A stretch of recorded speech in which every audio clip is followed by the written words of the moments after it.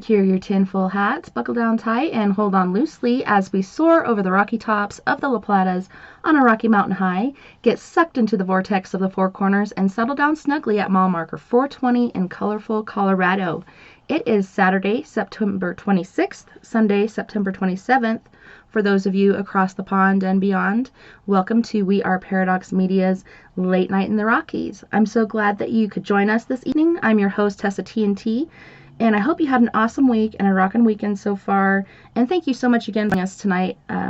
We really, really do appreciate your support and you being here just to be a part of the family. You're listening right now live on Spreaker.com. You can also find it on Periscope, Twitter, Spotify, Apple Podcasts, Google Podcasts, iTunes, iHeartRadio, CastBox, Tumblr, YouTube, SoundCloud, TuneIn Radio, Deezer, as well as Podcast Addict. So tonight is the Paradox Paranormal Forum Week. We have Mea Savage, currently from colorful Colorado. Sometimes she is broadcasting from Arizona, as well as SleepyDave Davenport from very hot, steamy, sweaty Arizona, guys. And thanks so much for hanging out. Good evening. Mea, are you still there? I don't know. Yes. Yeah, that Rick's here a few times. He hasn't been able to make it due to certain things going on, but he has graced us with his presence. I'm super excited. I made the last hour or so, the last one, where Dave hosted. Oh, yes. How did that go? I didn't get to listen to it. I was worried. I was like, man, I hate like putting my burden onto other people. And like for me, this is like Mea said, my favorite time of the month. How'd it go, Sleepy? Oh my gosh, me too. Oh, Wasn't a burden. I was thinking the other. Never mind. I think Kirkby did quite well, actually. He talked for quite some time, and I was like, because I have to be honest, there's been so much stuff going on, and when he asked me to do that, I said, I just hope that I did it as good as you did, because this is your thing, and I was like, I don't know, I was kind of stepping into Tessa's thing, but when Kirkby came in there, that really helped out a lot. He had a lot to say, so thank you for that. Well, thank you so much, Sleepy, for doing that for me. I really, really appreciate you doing that. I know life is crazy, and just one more thing can sometimes set it off, but I'm so grateful for you and that you did that for me. No problem. I'd enjoy it. You know, it's just, I've had, speaking of paranormal, but I don't want to jump ahead, but just, I told you the other day. Yeah, I was going to actually ask you before we get going, because sometimes it's hard for you to get a word in edgewise about your paranormal stuff going on. Yeah, because it's so few and far between, especially here in Scottsdale. Because you don't think Scottsdale is scary. And the latest, well, just in case people don't know and haven't heard before, I've had objects move in my home, rather quite comically. I call it teleporting objects. Melody had a Star Wars Stormtrooper up on the counter back in May, and I was walking a buddy of mine out, and I looked down, I opened the door, and I looked down, and here's a Stormtrooper laying in the rocks. I said, Melody, were you playing with the Stormtrooper? She's like, no, I didn't move it. But the latest, I'm laying on the couch 2 nights ago, about 11:30, and I was throwing some trash away, so I threw an empty Dr. Pepper bottle in the trash, and then I put an empty, huge one of those big Pure Leaf iced tea bottles, just set it on the floor empty, set it upright. So I'm laying on the couch just about to doze off. All of a sudden I hear this thing knock over. And I just laid there. I said, no one's in the kitchen. Things shouldn't be moving by themselves in the kitchen right now. I look over, and that bottle's still wobbling a little bit. I was like, so I walk over, and I took a picture of it first. And then right away I texted Sandra. I said, this just happened, because I have a habit of doing that, documenting when things happen. Even though you're just looking at a bottle on the floor, you're like, yeah, this guy could say anything. But literally, I was laying there on the couch, and I was just like, not now. Yeah, and I said this out loud. I'm like, oh yes, I do. Yeah, my daughter told me to stop and get some help. Yeah, isn't that nice? You're the one that saw the plane stand still in the air back in Maryland, so. with me. Anyway, that's a different paranormal story. But that's the latest thing. Other than that, nothing, flying objects across the room or anything. So, That's it. insane. Yeah, I thought when you had first posted that you said that it was somewhat full, but it was empty. But still, that's a pretty big bottle. It doesn't just topple over on its own. You're thinking of the other one in June when I was laying on the couch and I had a half glass of water and was with a fork in it, just sitting in the sink, and it literally slid by itself into the garbage disposal hole. And I tried to replicate it, even because the sink was bone dry. So I even tried to turn on the water and try to get that thing to move.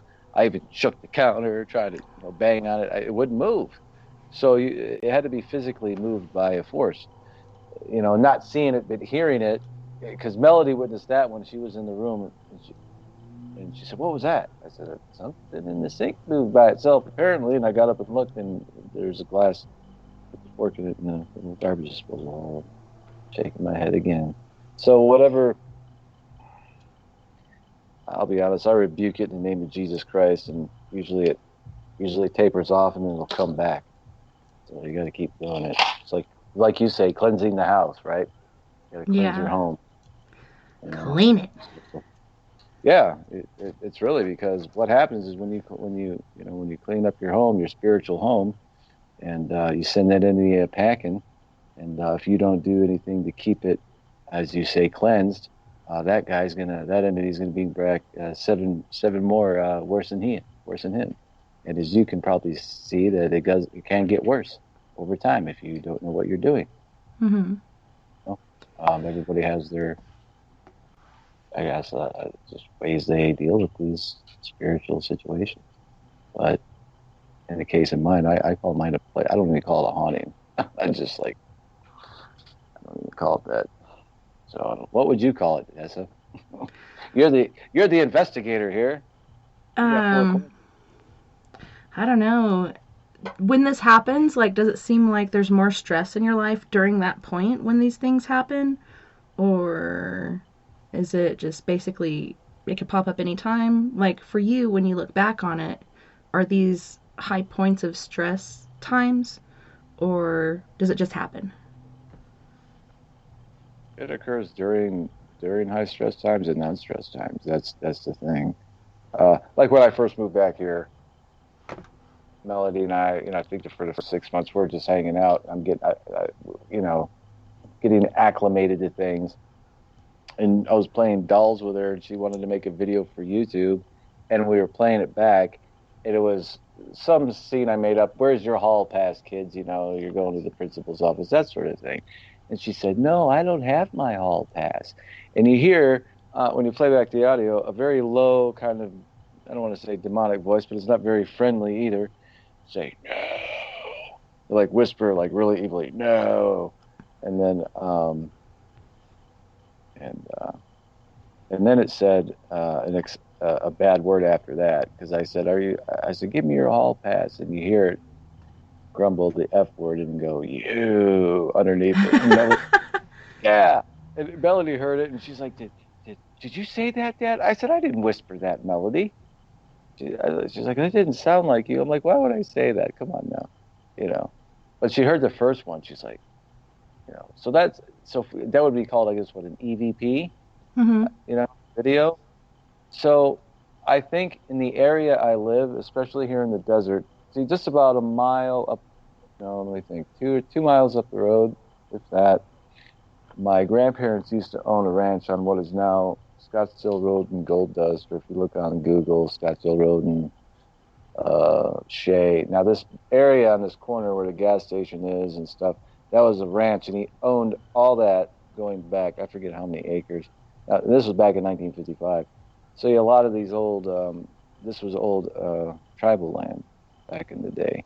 And as Scottsdale got bigger, if I remember my local history correctly, they bought more and more, or rented or leased more and more from the tribal lands. So it's possible, back in the 1800s or so, these could have been burial grounds. You never know out here. This was the desert in 1955, this was the Exactly. boonies were. Even in 1980, right, Mia? Even in 1988, right, at Yeah, oh, yeah. Scottsdale Road Oh, and yeah. Shea, Scottsdale Road and Shea in 1988. I mean, you were way out there in the boonies. I remember Acacia Creek, I think it was called One or something, or Acadia. I can't remember. I used to work at that place way back in the day, but that was out in the desert. Now you look at it on Google, you'd laugh. You go, well, what? Well, where That's what I I. live, it was still it's still kind of out in the desert. It's Rio Verde, it is the desert, and there was a native spirit who would, and he had nothing to do with the house. He had something to do with the land, and he was a drunken spirit that would come through the house once or twice a month. And my mother came over, and she asked me about him because I didn't tell her, because I forget about him. Sometimes it was months, and I didn't see him around, but he was angry, and most of all he hated women. And the weirdest part was I would always find him, like I would astral, like I remember I astraled one time, like I was asleep but I was out of my body, so I was just walking around my house. And I actually saw him for the first time, because I kind of saw him, but I never like saw him because I don't typically see spirits in full form in that way. And so I saw him right by where we keep all the wine, which was pretty funny. And he came running at me screaming, so I jumped back into my body, and I realized after that, I'm like, and he got abusive with me, like he wanted to like hurt me, like he does not like women, and my mom met him too, but he didn't haunt the house. It was just like the land, that was reservation, the, what is it called, the McDowell Mountain Park, kind of in that area. Like that was his stomping ground at one point in time in his life, and he couldn't have died that long ago, because he obviously was an alcoholic even in death, which is interesting. Man, that guy's a jerk. Some of the things you carry over with you, just like when you die, you are who you are when you die. You don't automatically become good or all of a sudden become bad. You're the same person you were. So, of course, you're going to have those things. And I've noticed that, like in the bar scene and stuff, like sometimes people get taken over because there are spirits that hang out in those places that are wanting to partake of that, but they can't because they're in the spiritual realm. So they'll sometimes hop into a body whose fields are down because they've had 5 shots or so or whatnot. You let your bubble kind of open up, and things can hop in and take a ride and enjoy that again. Those things they used to enjoy. When you said that you saw him right next to the wine case over there, it made me think of, hey, just pour him like a little glass of wine and leave it out there of some sort of like offering for him, and maybe he'll be nicer. But it seems like he was so frustrated, like, here's this wine cabinet and I can't even get into it. No, he hates women. I'm not giving him jack. Like, this dude, he hated women, like, specifically, is what I figured out. Like he was somebody's abusive husband. Hopefully whoever the woman he was with murdered him, because I'm just kidding. She put his wine. I've been to murder-suicide scenes now. Come on. Just like, I'm giving you a hard time, but yeah. It is scary though, because when I worked for the medical examiner. Well, I mean, she killed him in self-defense, of course. No, I don't think that's actually what happened. I think he probably died alone. They probably all left him, but he like whoever the woman he was who was with him, I'm sorry, in life. I love it. That's the line of the show. Sorry. What? I said the woman he was, that's the line of the show. I'm like, I'm sorry, go on. It's okay. The woman he was.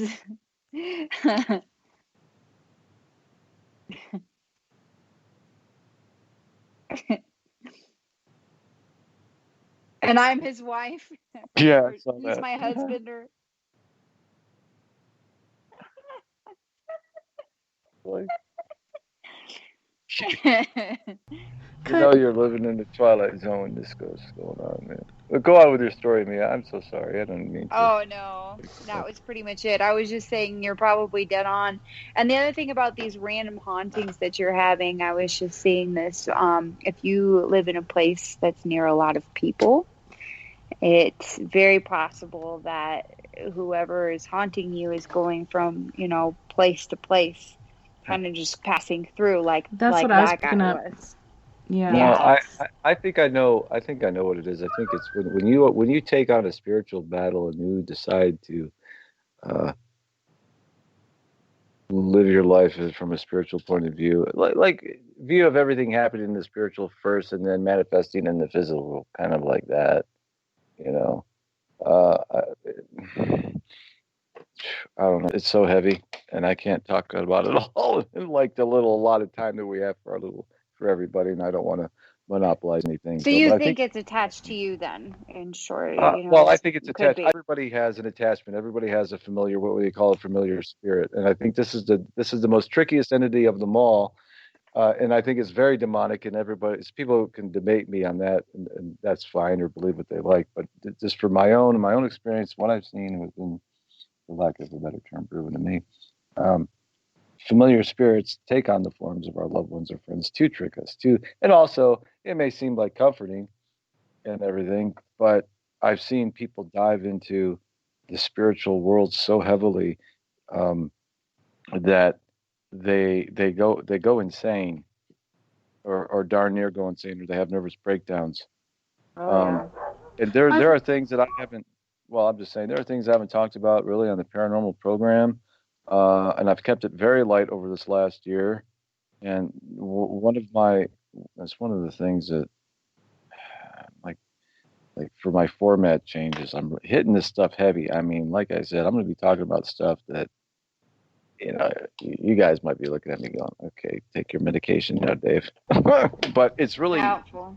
real true stuff, Yeah. like experiences, stuff you witnessed, or secondhand testimony, like I was there, or and then you live certain things and you see certain things, like when you see somebody's eyes go from one color to a jet black, and then they're speaking uh, literally in other voices that is just they're not I remember. Robin Williams. What's that? What'd you say, Kirby? Yeah, I think we discussed that on one of the shows when Tess mentioned black-eyed children. Well, then I don't want to keep rehashing old, but you know what I mean. But, Yeah, I think you mentioned it though. You was talking to a female friend of yours in the kitchen, I believe. yeah. Yeah, very interesting. Uh-huh. And it Yeah. was, well, that was one instance. There was another instance where we were somewhere else uh, at a friend's house, and and I'm not naming the person because it's irrelevant. What's relevant is experience. And we're sitting on the couch, and we now, mind you, we have been up for over 24 hours, and I'm sleep exhausted, and I lived the rock and roll lifestyle before my daughter was born. It's like living the rock and roll lifestyle without being famous, if that makes sense. Only I didn't do the drugs and cocaine and sniff coke and beat my dog and stuff. I was just what What I the did dog most. do? Yeah, right. I just smoke weed, and she dragged me around from place to place, man. Yeah. Oh, that's beautiful. You're doing an awesome job. Melody's building something on the computer. I like that. Yeah, you can take a screenshot and we'll send it out to everybody as a Christmas card. Anyway, I'm sorry, she's excited. That's doing great. So long story short, she's down there, and she's this entity. I shouldn't say she. This entity, who I believe, because her eyes go dark again, like black. And this is the first time it happened. Uh, she tried telling me, or this entity tried telling me that they they themselves were holding the sun back from rising, and kept referencing and pointing out the window. You see what time it is? Look at the time. It's 7 something, and the sun should be bright shining by now. And I'm looking at, and I said, that's called overcast. No, there's not a cloud in the sky. The sky is white. Look, the sky is white. That ain't no cloud. And I'm thinking, I literally said to this whatever. I said, you trying to pull the Jedi mind trick on me? Because this was like the very beginning of my introduction to somebody who I felt if she was acting, she deserves the Academy Award, you know. And I've seen other instances of it in other friends of mine throughout my life. Guy gets in the car with us when I'm like 20 years old. He looks right at me. He had brown eyes, and he goes, "Oh, you're one of them." And he scooted way over, and I said, "What do you mean?" And his eyes turned black. He goes, "I don't like him." He pointed at me, and it was like my buddy Justin. He's like, "Why doesn't he like you? He doesn't even know you." I said, "Probably because I'm a Christian, and he's wearing a deicide T-shirt with an upside down cross on it. You know, I think that says it all there." So I think people, hold on, I think people who are of light and are of dark, they clash, and they feel it. They don't even have to speak. It's like somebody who can sense somebody who's reads tarot cards, or who's a witch or a warlock. You know, your intuition. You call it what you will. Some are more Well, highly attuned to it than. well, it makes a lot of sense too. And I watch a lot of paranormal shows and such to get to sleep. And usually I'd go through several, but I've gotten to the point where I might get in 20 minutes and fall asleep. But I believe it was the psychic Kim, and she does the haunting of, and she'll do different actors or actresses and their hauntings and pick up on stuff. But I she was love that talking show. I was about, just watching that. yeah, she's amazing. But she's talking about the little funnel of light that people that are gifted have that come like basically into out of your It's head. your crown chakra. It's Yeah. your crown chakra. And if you want to open your crown chakra for anyone who wants, because everyone is basically psychic, it's just a matter of how much you are open to it, how much you work on it. And sometimes we're forced to by certain things, and other times we just have a natural desire to. But yeah, you're supposed to imagine that funnel. That's so weird. We must have been watching the same episode at like the same time. Was that the Feruza Bulk one? No, I believe it was maybe Carney Wilson, or it could have been the one you're talking about. But she's talking about how different entities and such are attracted to that light, because generally they are looking for the light, but they see your light, and so they're attracted I to met it. her. You did? Oh, you never know. I never told you when I met Cardi Wilson. No. Oh, that's right, because I don't really talk about the celebrities I meet because it's kind of relevant. That's why. But finish yours first. Go ahead. Well, that was it basically. Like you said, I'm Christian, and we all have that within us, and perhaps it's attracted to that light as well. Or like you were saying, the dark fighting with the light. Like it knows that you have this certain perspective, so perhaps it wants to pick on you. But I don't think it's done anything really harmful. It's just like messing with your head, basically. No, it's see the dark hates the light because the light exposes what goes on in the dark. It's really true. What's going on now? And I'm not going to get political, but hey, let's keep on track. So, but I was just going to say something and I thought I lost it. Don't matter. What I was always taught when I started doing psychic development and sitting in circle at Spiritualist Church was they said as you open up, like you said, possibly see the light or see that you're opening up to certain things, they said you may get things move or things happen, and then sometimes just an acknowledgement of it and can make it stop, or depends how you acknowledge it, I suppose. If you encourage it and it's not so good, but I had various things levitate and move and whatnot, and then I got a partial apparition. So then I definitely acknowledged it after that, and then things improved. But it seemed to be an old lady who used to live in the apartment previously, as we found out later on. But there was things thrown, and then things levitated, and then the apparition. So but that was nipped in the bud. But they definitely said as you open up and come more attuned to it, and especially some people that watch these paranormal programs, which, as we know, a lot of them are just for entertainment purposes, but they pick up little ideas and little things and start reading up and doing things like that, and then I suppose the things that the entities in the environment see this and think, oh, they're probably open to that sort of thing, so I'll maybe move this and make a noise or do something. And then sometimes perhaps acknowledge in the wrong way and bring things in that they possibly don't want to. And then that's where people like me and you, Tess, and whoever else has to go and try and help them out. But yeah, definitely ringing true. Was it Kim? Is it Kim Russo, the person you was on about? Mm-hmm. Russo, yeah. So we get that over here on cable as well. So, anyway, no worries. Back to you, Sleepy. If you can remember the story. Yeah, just Maybe move your test hand a my- little bit. You might pick it up. That's what I do when I lose a thought. Just move my head around. I know it popped out around here somewhere.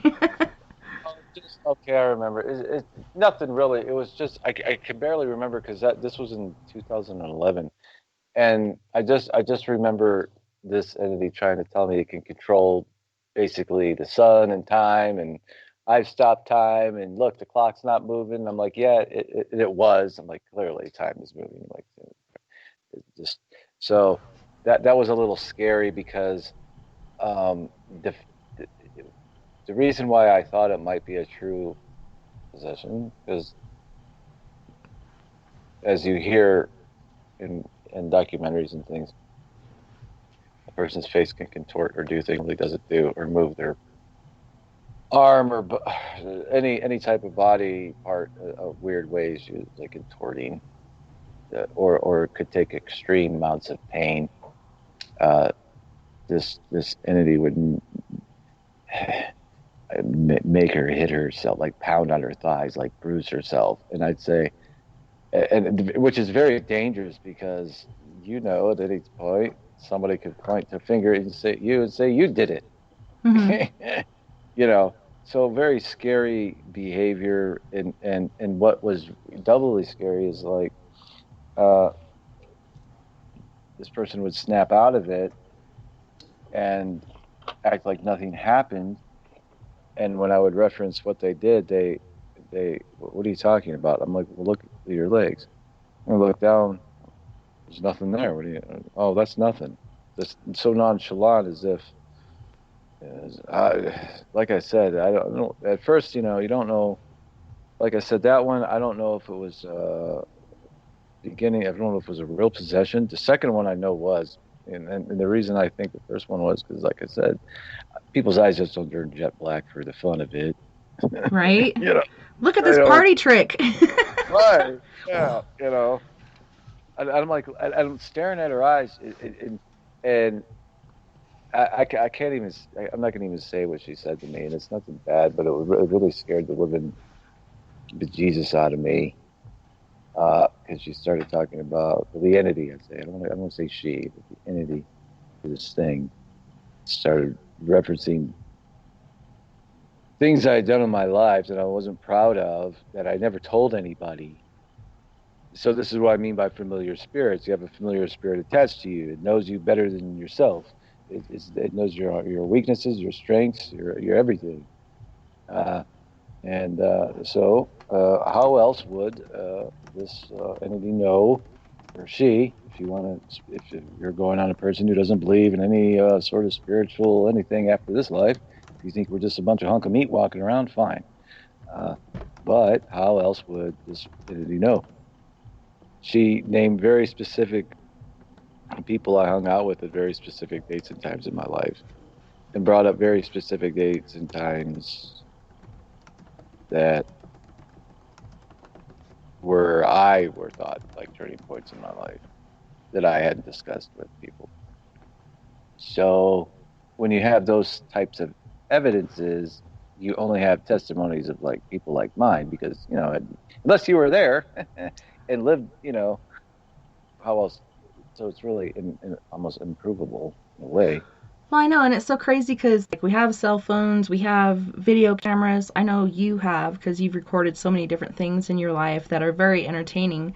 But when it comes to those certain instances, like you're at the point where your mind is blown and you can't believe this is really happening, and the last thing on your mind is, hey, let's grab a camera and record it. It's so hard to prove it. I believe you. I did for a few. Like, the ghost attack down at the Confederate Memorial in Southern Maryland. I wish we still had that video. It's backed up on computer somewhere. I'm gonna have to, next time I talk to this person, I'm gonna ask, because we literally got this attack on video, and you could see this bite mark right on her. Well, looking at her would be her right side, right above her chest, right? And you could see this human bite, top and bottom teeth, and it was red. I was like, oh man. So that, if I could track that down, oh boy, sorry.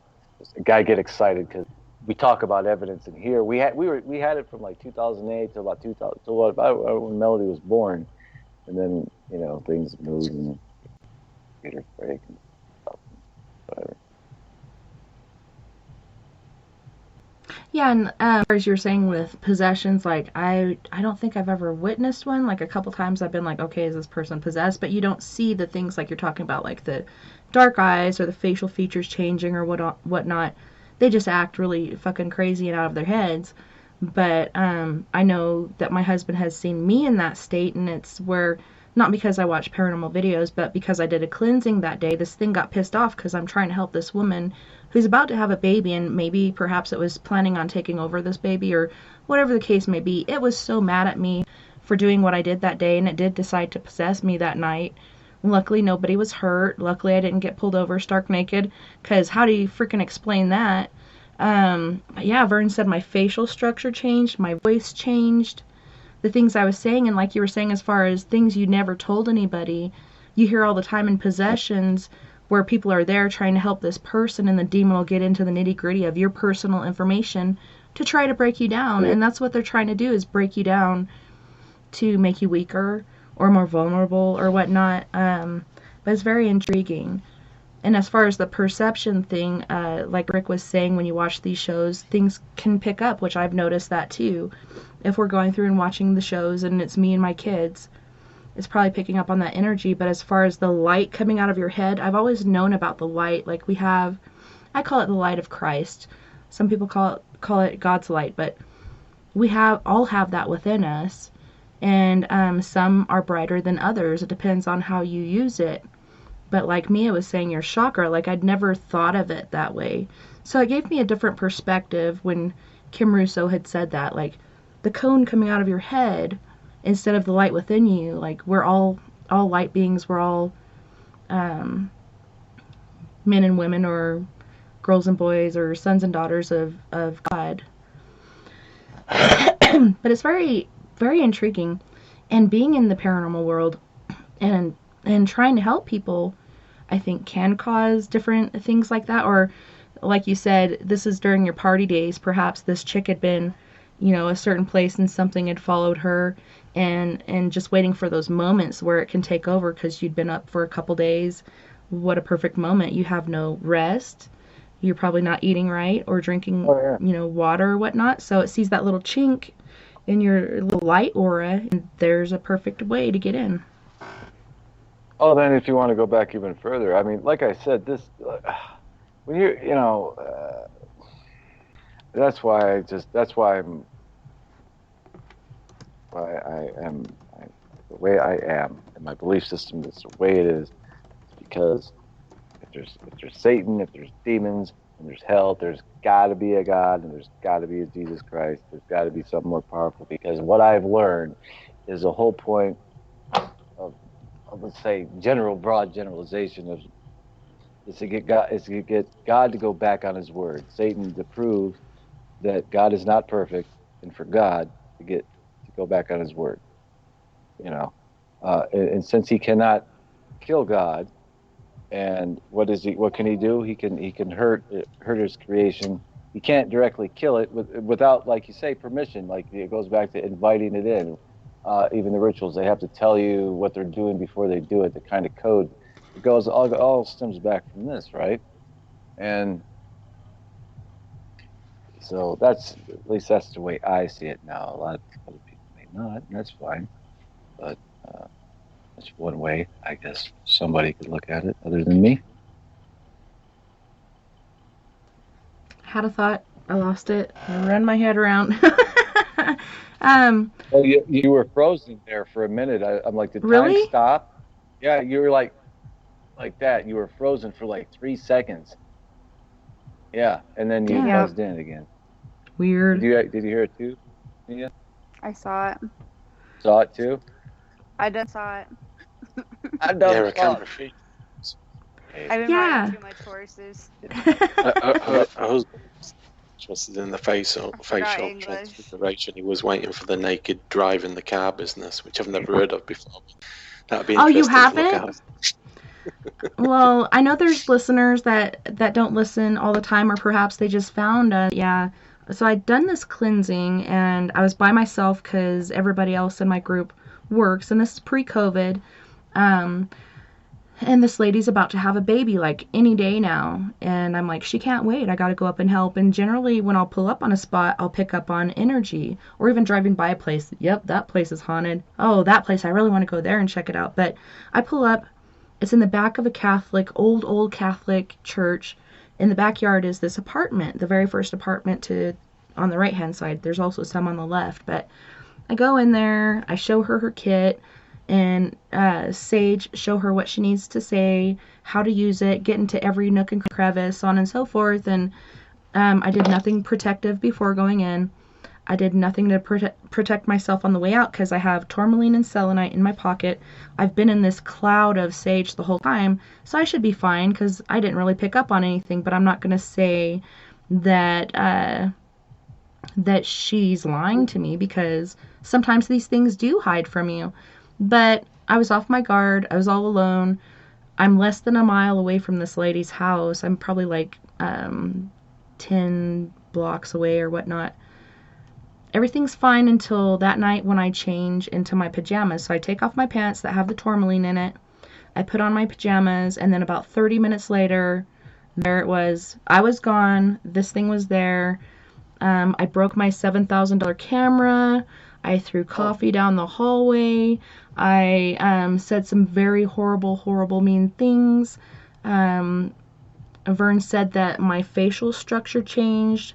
My voice changed.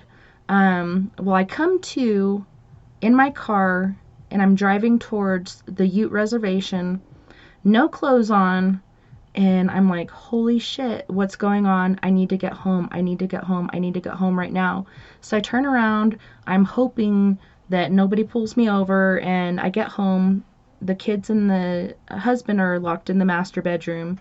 And so I'm like, okay, maybe this is for a reason. So I put on my pajamas again, lay down and watch TV to get to sleep. And then the next day, instead of my husband coming out and being pissed off at me, he was genuinely concerned. He's like, hey, are you okay? I know that wasn't you. That was so fucking scary. Like, I can't believe that happened. And then we talked about it, but yeah, it was pretty insane. Luckily, I didn't get pulled over, because how do you explain that, how I got on the road in the first place? But it was pretty intriguing and insane and interesting. I learned a lesson not to go alone on my own anymore, and it's been particularly hard during COVID because one of our team members actually got COVID, and she's generally gung-ho to go, but she's already caught it once, and she's like, I lost so much work already, like I'm not willing to do it again. And everybody else is just, no, we're not going to do it. So yeah, there's so many people out there right now. I think we've been getting more calls than we ever have before, because it feels like the other side is really up in upheaval. Like, I don't know if the veil is thinning, or if it's just, that time during, It's true. towards the end of times or whatnot. But all this activity is kicked up. People are having crazy dreams and crazy activity going on. I don't know. It's pretty insane. But I feel hopeless. Like, I want to help these people, so I'm doing as much as I can by phone to tell them what to do, how to do it, and these different strategies. But I can't be there to kind of hold their hand and show them how to do it, But do you think if you've done an adequate pre and post cleanse protection, then you would have been okay? Yeah, I think so. I think had I taken the steps that I generally would to protect myself from the get-go and to cleanse myself before I got in my vehicle, I would have been okay. But I didn't, because I didn't sense it. So I was just like, oh, it's all right. I won't even do that. I've been in sage this whole time anyways. But it's all in your intent, really, I think. And like you say, that's when they creep up. You've not you've dropped your arm a little bit, but it's definitely won't be doing that one again. I've learned not to go alone, and it's been so tempting lately because nobody else wants to go with me.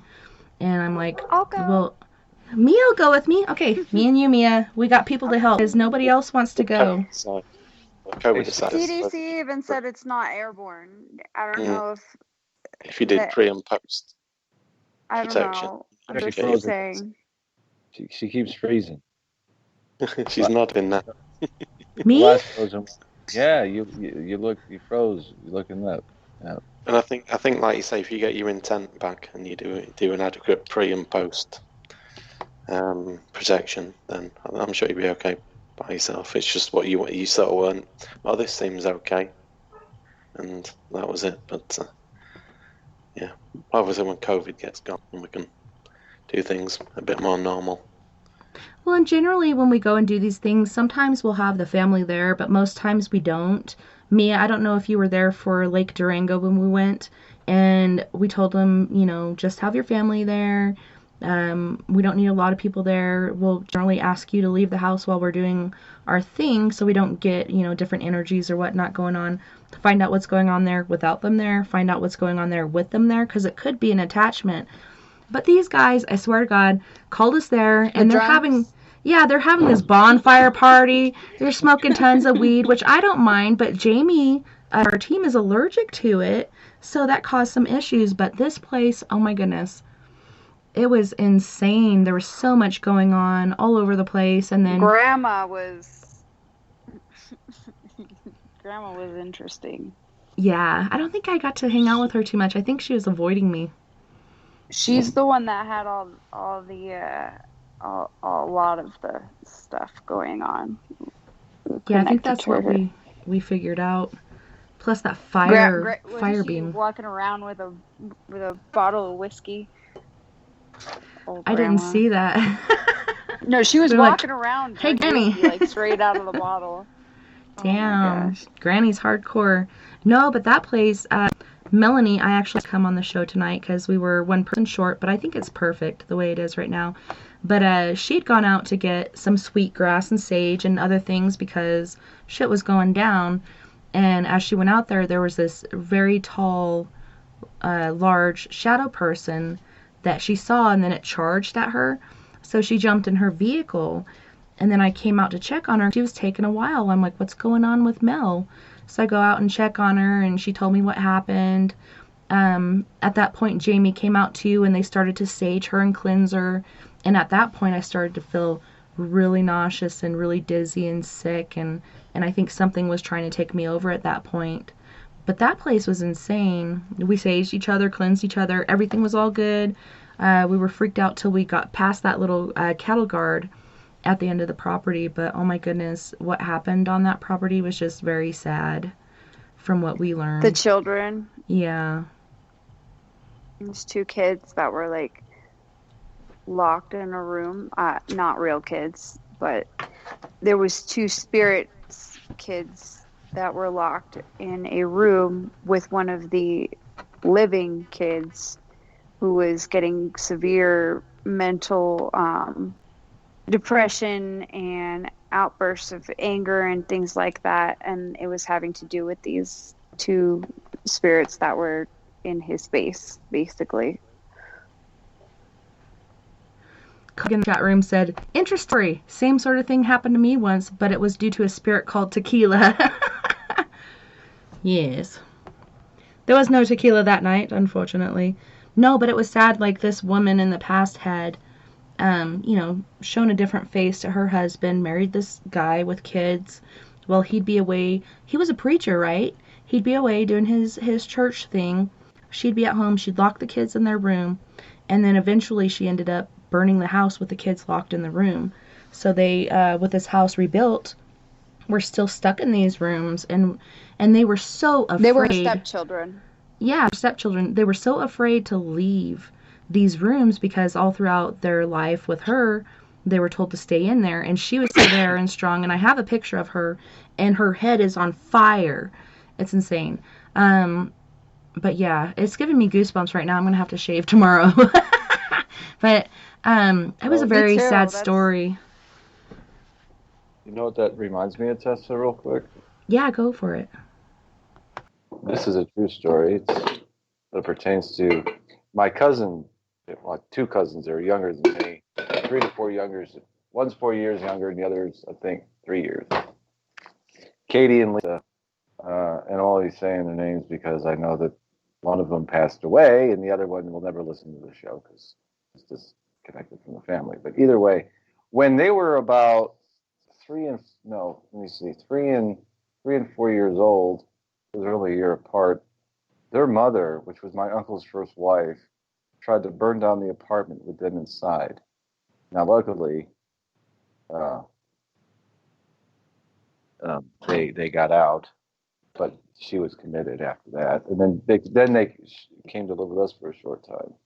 But my uncle often wondered if she not only somebody with serious mental illness, but he even mentioned that he thought maybe she was possessed, because he would mention Maybe by the same thing, maybe by the same entity.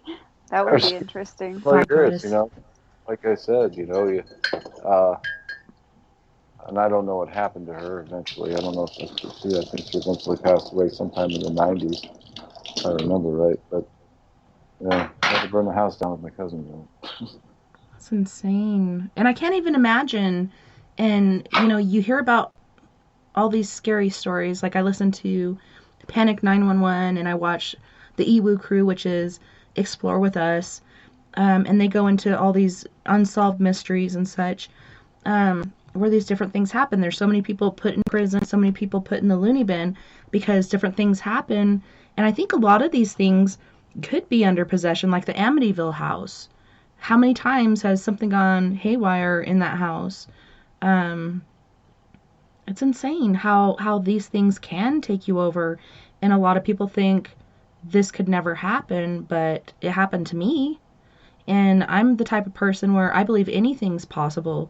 Prove it that it's not to me, and then I'll say it's not. But otherwise, there's so many things out there that are unexplainable and just out of this world that happen daily. Yeah. It really blows my mind. I've witnessed. You just kind of makes you wonder if any of these can cause car accidents. Because where I live, about a mile up the road, I've seen, in the 2.5 years I've been here, I've seen 4 major T-bone car accidents. And out of the 4, Melody and I witnessed 2.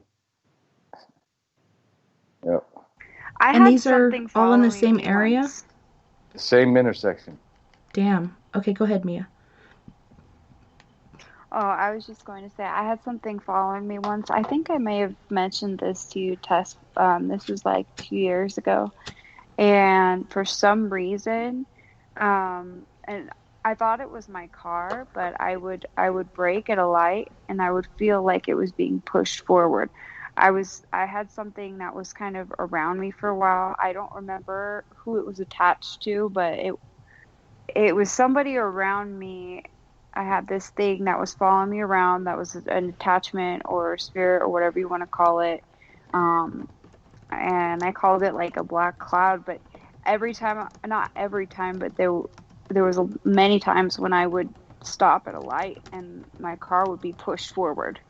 Like after I had completely dead stop, I felt like something had, and I had to look and make sure somebody didn't rear end me. I don't know how many times this happened for a period of a few months, and it was not the car.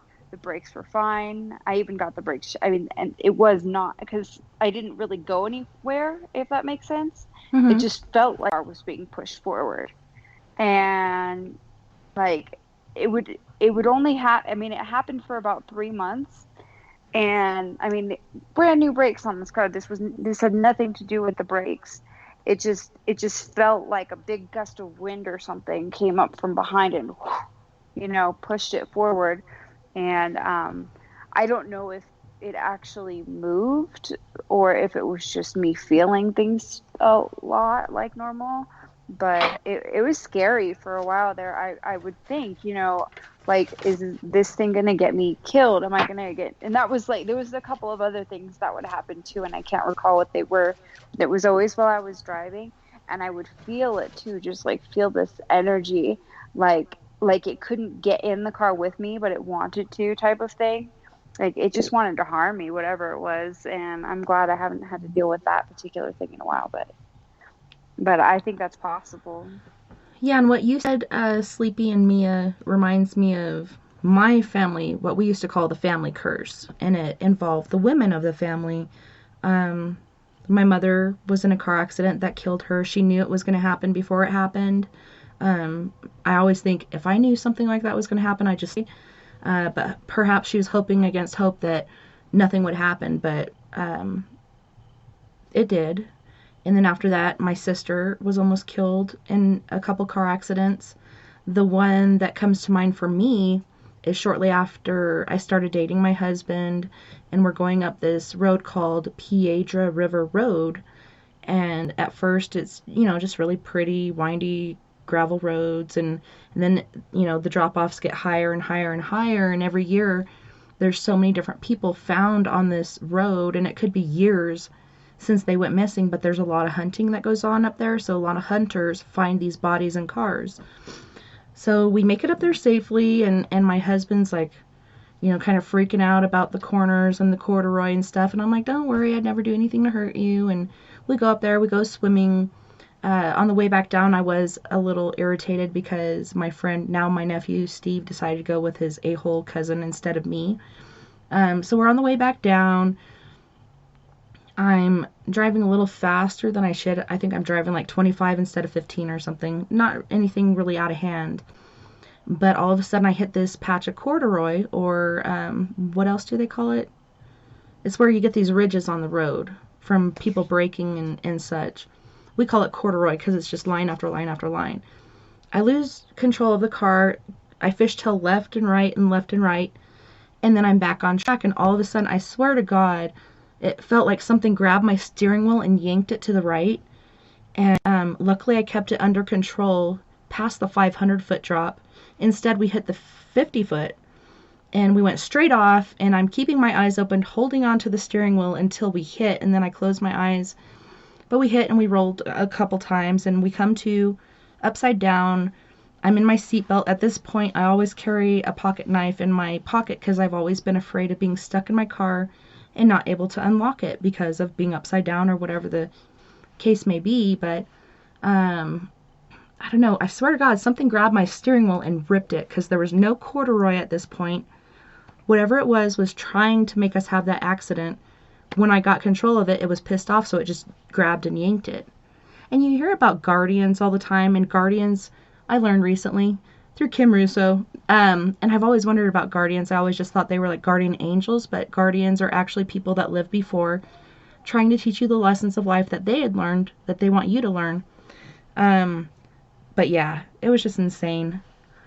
That whole night, my 357 lever action came and hit me in the back of the head where my ceiling head collapsed, and it collapsed on the side where me and my daughter were, but was left up on the side where my husband and his brother were, which was really intriguing to me. That whole night I'm like, are we really alive? Even the way up there the next day, are we really alive? When we get to the car, are we going to find our bodies in the car? I'm thinking all these crazy things. Luckily we weren't in there, but it's just so insane. After I hit 33, I felt like I was safe from the curse, because that's when my mom had died, I believe, when she was 33. So after that, I was like, okay, I'm safe. But then sometimes I worry about it, about the curse, and the whole thing that goes along with it, like the devil being after our family for brides. When my mom had that accident that day, my sister said she saw a stretch limousine, which this is out in Siloam Springs. She saw a stretch limousine at this little tiny store, and I'll share a picture with you guys later. I'll have to look it up. And a guy in a tuxedo standing outside of it smoking a cigar. And right after that, they had their accident. I saw that same man in my room. My mother had a conversation with that same man. My sister saw the same man. He doesn't just have one wife. He's got many. And I don't know if it's because of our gifts or a deal my siblings think it's a deal my mother made with the devil because she was too young to know better. I don't know. We're still trying to figure it out, but I've let my kids know about it so they can protect themselves. But it makes you wonder, could it be some sort of attachment that just attaches to all of us at different times, or is it something else? What do you think it was with possible. you, Mea? Well, with me, it was an attachment to somebody else that I was around. I don't think I have much of a generational a thing like that, but I know people that do. And what I think it also can be is like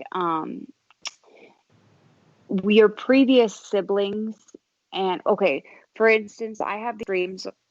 Well, they're not dreams. I feel like I'm astraling to parts of Eastern Europe, and I'm like a witness to all this sex trade activity and all of this stuff. And I don't feel like that's not me, and I don't have a curse with that, but it's always felt so familiar to me. So I feel like I have like distant family members who are involved in that I don't even know. Anyway, so what I mean though is I feel like maybe you have some relatives in the past who may have pissed off someone to the point, or made a deal like a soul contract with someone or something.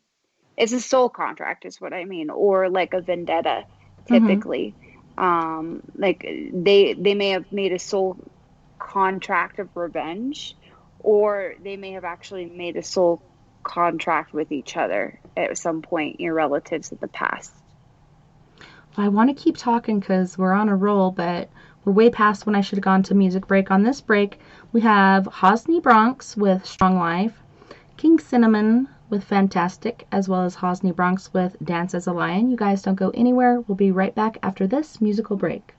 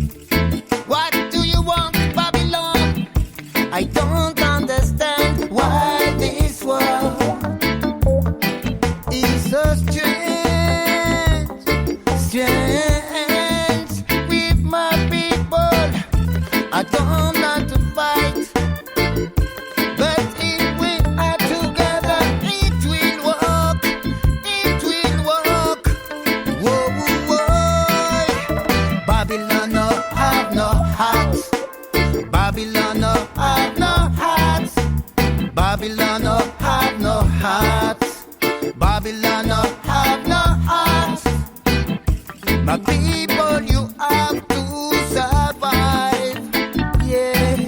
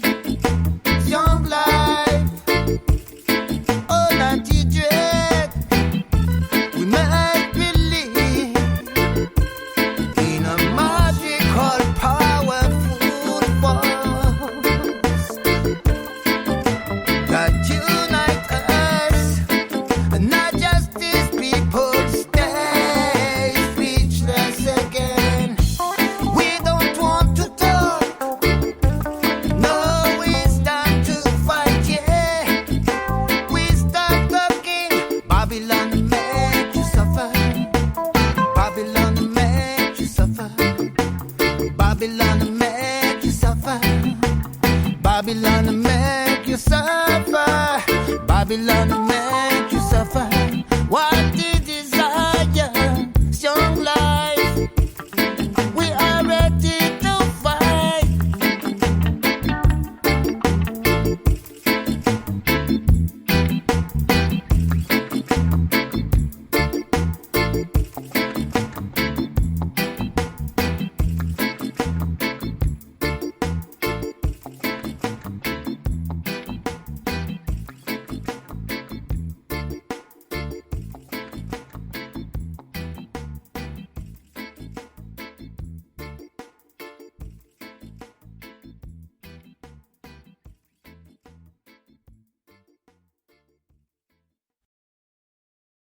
We swap on speed.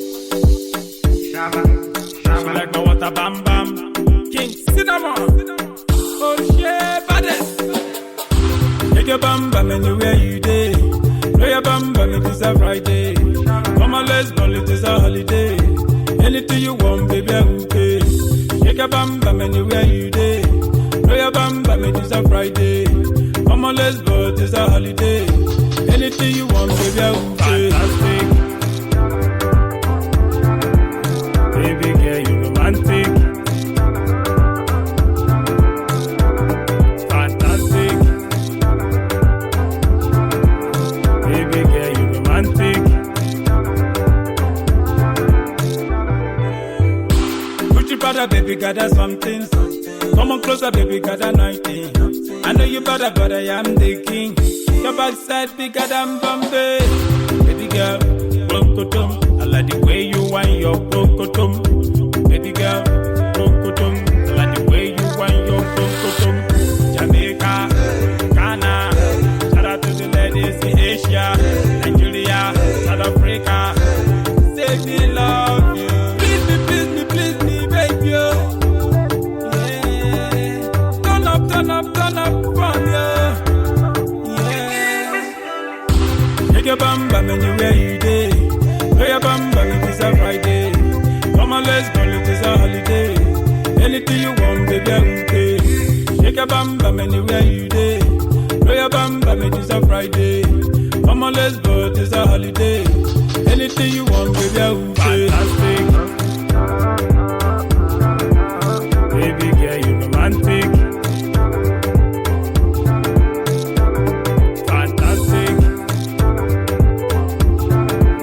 Baby girl, you romantic.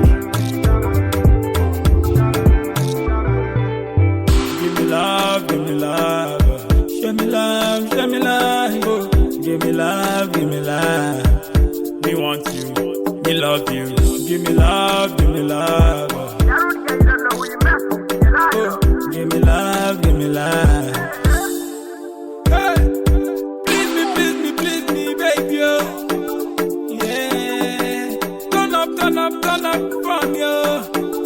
Yeah, take your bam bam anywhere you day. Throw your bam bam, it is a Friday.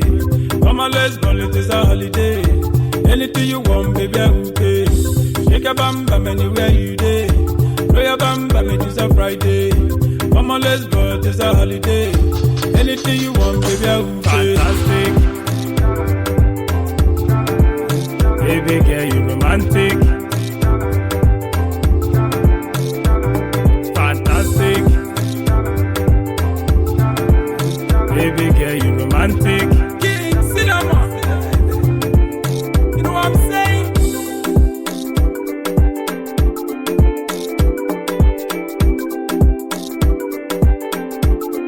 We swap on the mix. Live it all.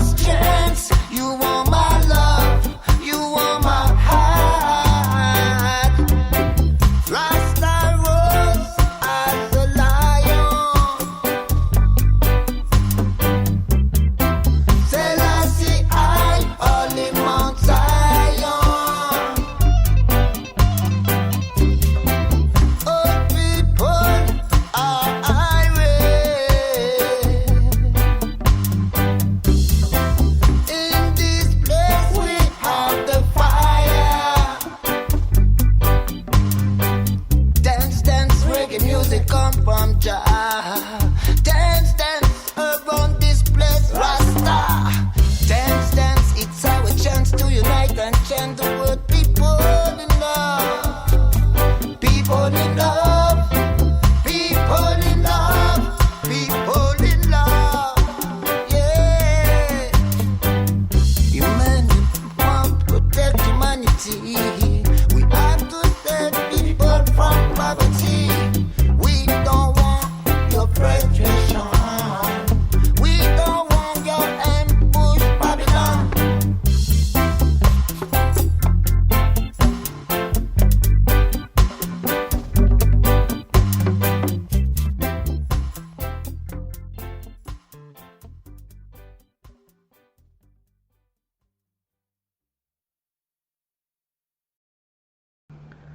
Welcome back, and thanks so much for joining us tonight on We Are Paradox Media's Late Night in the Rockies. Tonight we have Mea Savage from Durango, Colorado. We have Mr. Rick Kirkby from the UK, and we have SleepyDave Davenport from Arizona. Welcome back, guys. Hello, thanks for having us. Yes, thank you. Going into the second hour. Thank you. I know, like, we could have, like, covered about 15 minutes there during the show, all the things we're talking about. But, Some of them were a little raunchy. We have to admit. well, you know, this is my show. I guess I'm just that was kidding. Right. We're going to keep all names and identities, secret for those that These names have been changed to protect the All right. Well, you parts get to know involved. my safe word then. Ooh. plastic. Just kidding. Well, For legal purposes.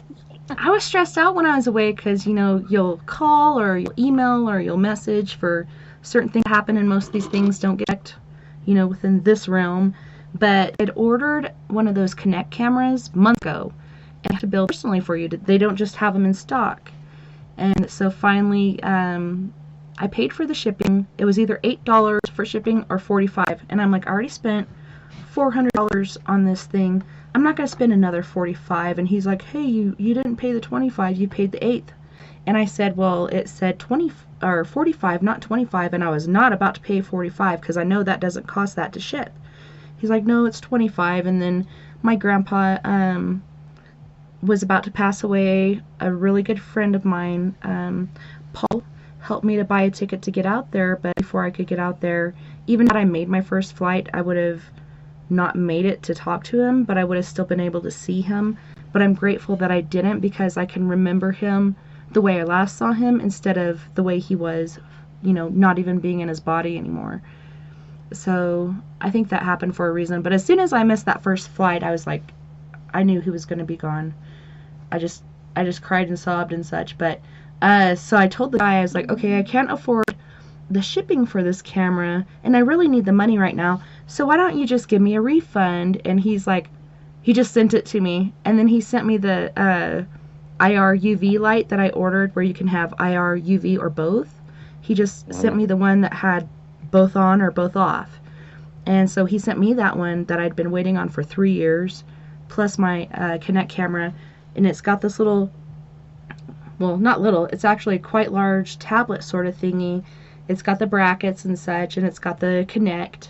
I'm so excited to try it out. Mia, we gotta go have some fun with this. Yes, I'm in. Let's go. I need to do some investigating. I actually have, my mom's actually coming here at the beginning of October. So she can join in. Then my friend Anna, and she's very, very intuitive.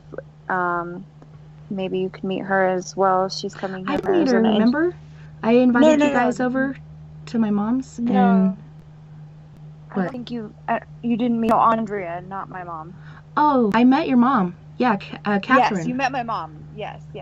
Oh, Yes, not Andrea. I mean, they're both coming up here. I mean, like we could all go. That's something fun that they would both very much enjoy that as well.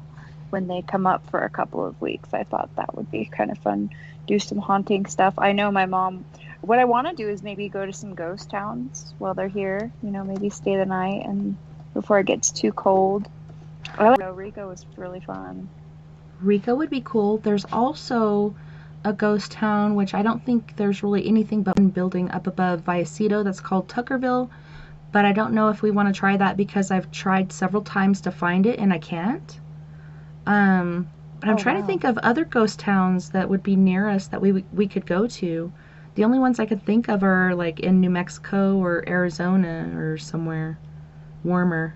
We could do Have you just ever a been up to random Jerome? Nautica. To where? Have you been to Jerome?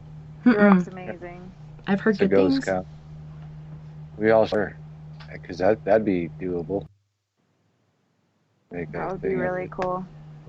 That would be Because cool. I've been wanting to go up there. My brother told me it was really, really nice drive there. Said it I was forget the scary. name of the hotel. There's two very haunted hotels in Jerome. There's Isn't the there main like the one, bird and then cage or there's something? another one. No, that's in the Mm, Tombstone. Third cage in Tombstone. the Tombstone. Okay. No, it's called. I think there's one just called like the Jerome Hotel or something like that. I'm not sure. There's two of them. I like Bisbee. It's another really fun place. The Julia Lowell room at the whatever that hotel is called in Bisbee. It's the most haunted room, and I got to stay in there once. That was really fun. The door opened on its own right behind me as I was looking in the mirror. It just a Also, couple of times, and I was like, "Oh, the bathroom door was behind the mirror because What, there the was a little crack? vanity." Yeah, the it Congress was fun. Hotel. Is it the Tucson? no? Not the Congress. There's another Well, one. well, that one's haunted too. I stayed in that one back in. That was the one that was like a hospital, right? Is I that don't the know if one the that's the Congress one. hospital? I don't know. I know that John Dillinger hid out there like in 1919 because they have him on the Oh second yeah. floor. They have this whole wall dedicated to John Dillinger. But whenever I was shooting those indie movies in Tucson, I stayed at the Congress, and the rooms were so old they didn't have TVs in them. They had the radios from the 30s, and the telephones still from the 40s, like those old black thick ones, and everything was of the decor of the day. They didn't. It was like time stood still in these rooms, and they had a common area It could be the Congress. I'm not sure because it sounds like it kind of. Yeah. because they had There's a a big larger one. downstairs.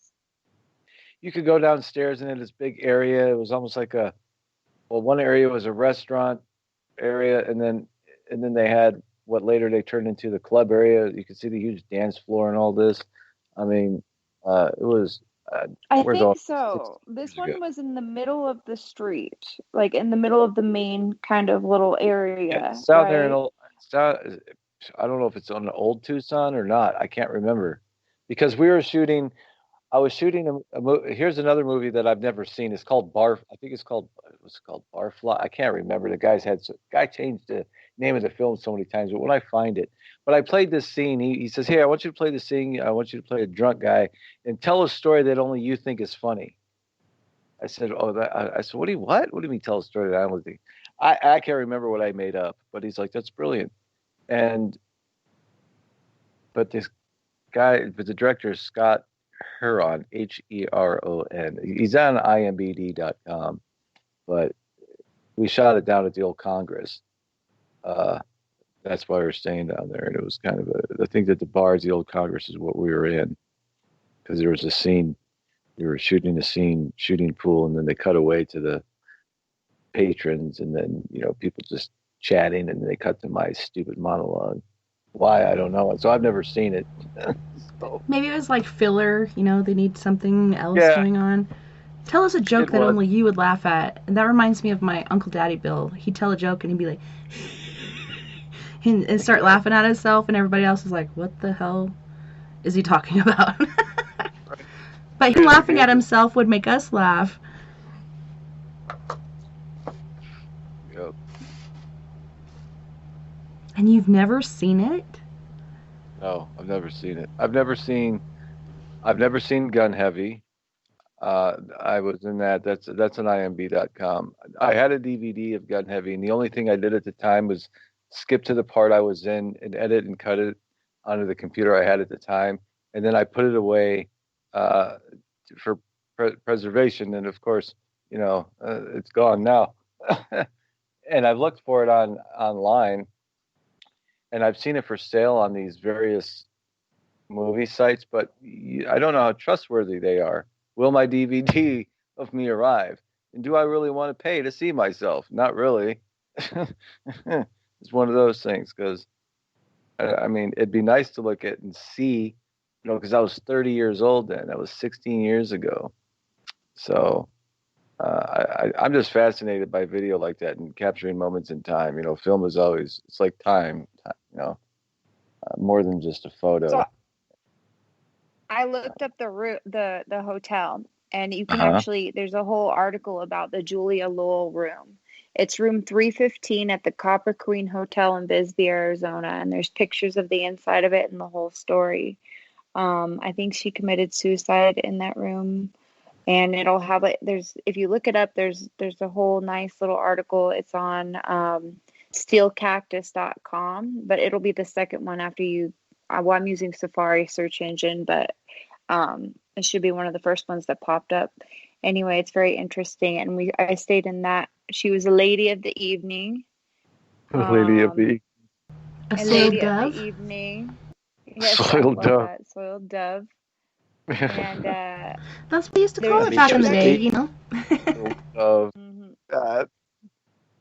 Well, they also How call them horrible. like something mattress hopper. There's like this Mattress whole there's a hopper.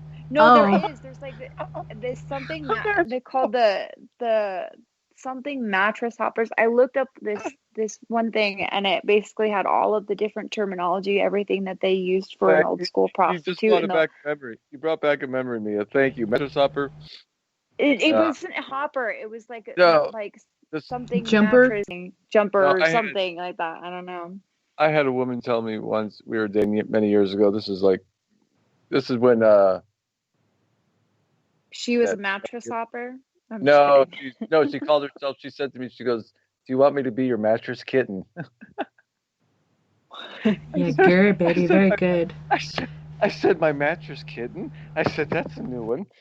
And she's like, meow. I'm like, what the hell? I was just thinking, no, I think she wanted you to slap a collar on her and Oh, just like feed her on the floor or something. Mooney just said mattress warmer. mattress warmer. I Mattress was so warmer. Tempur-Pedic. Oh, fuck. Well, all those terms, That like when sounds you just said, That's why we go from paranormal to mattress What, hopper. Rick? There you go. Thanks, Mia. what, Rick? that sounds just perfect to me. Perfect. I used to know a guy in Tennessee that owned a Tempur-Pedic mattress store. There's a lot of those around.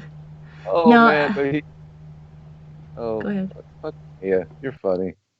She is. She's amazing. I love her to death. Like when I first met her, I felt like I knew her forever, and I don't know if she feels the same way about me. And I feel that way about Mel too. It's like we feel like we've known each other Same forever, for both but of it's you. it's only Hey, been like a probably couple of have. years or whatever, you know. So everything We cool probably with have. Mel? I mean, because the last I heard, she's like everybody had fevers. Yeah, everything's good. She's just been going through some stuff with her birth mother. Her birth mom just passed away, and she was trying to find her, and by the time she found her, she discovered that she had passed away. So that left a lot of things undone and unsaid. So she's been dealing with that, but she's trying to stay her usual cheery, beautiful self. I saw that she'd come on and made a comment about one of your acting pictures. You're handsome. Oh, really? Yeah. I think it I was the was like one where 20. you're holding the gun or something. You're like, this is when I was 30. Yeah, that was during the gun heavy shoot. They had these old ruins out in Tucson, or near Tucson, and they were actually, we were told that they were ruins from the Civil War bunker, and the guy that brought us out there and gave us permission to shoot on the land of the property. He said these were bunkers that were actually used in the Civil War, and I said the Civil War is fought this far west. And he said, "Oh yeah," and I said these are the old remnants of the bunkers. And he said, "Yep," which at the time back in 2004 they were used as paintball. People came with their paintball guns and their rifles and stuff and played. So we set up the whole army shebang down there, and this is out in the middle of the desert. So people, people actually bring in their weapons one guy brought his 38, and I'm like, I said, don't get that mixed up with the props guy. I'm like, I don't want to go out like Brandon Lee guys, you know. I was like, because there was guys down there really shooting guns off while we were not during while we were shooting, but between takes. And I'm standing there I'm waiting for that shot that you see of me with the rifle. I'm waiting for him for the next shot, and I was irritated as shit because I was out there all day, and I'm like, not another dumb scene. And right after that, I injured my shoulder because he wanted me to rust and then duck behind a wall because we're getting shot at. And he shouted something as I was running, and I turned my head, and and I still have problems with my left shoulder to this day. I ran my left shoulder right into this concrete Civil War barrier.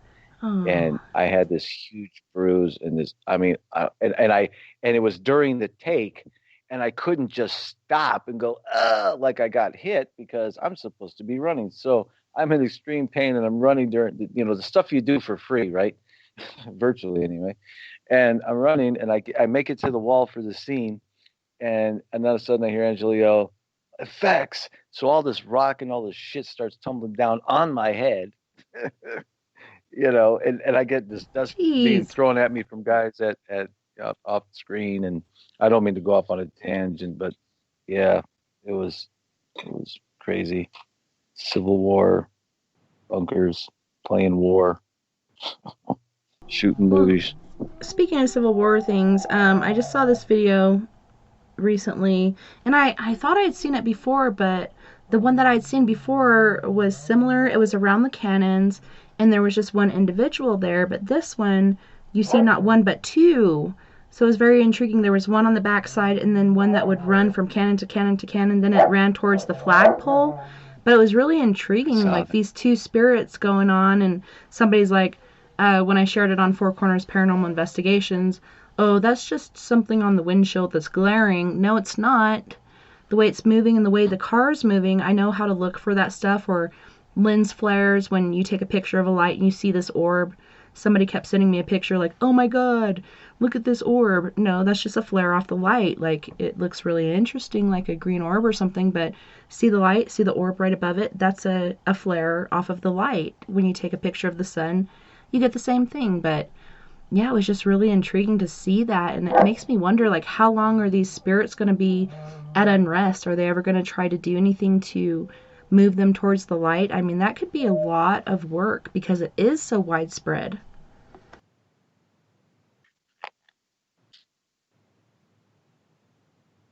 Yeah.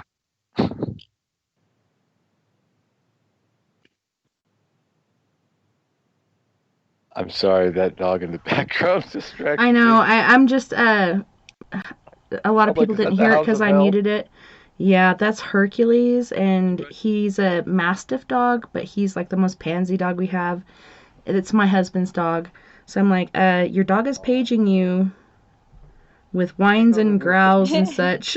Can you grab it? Okay. So I'm Slow looking up stuff, these you old know. terms.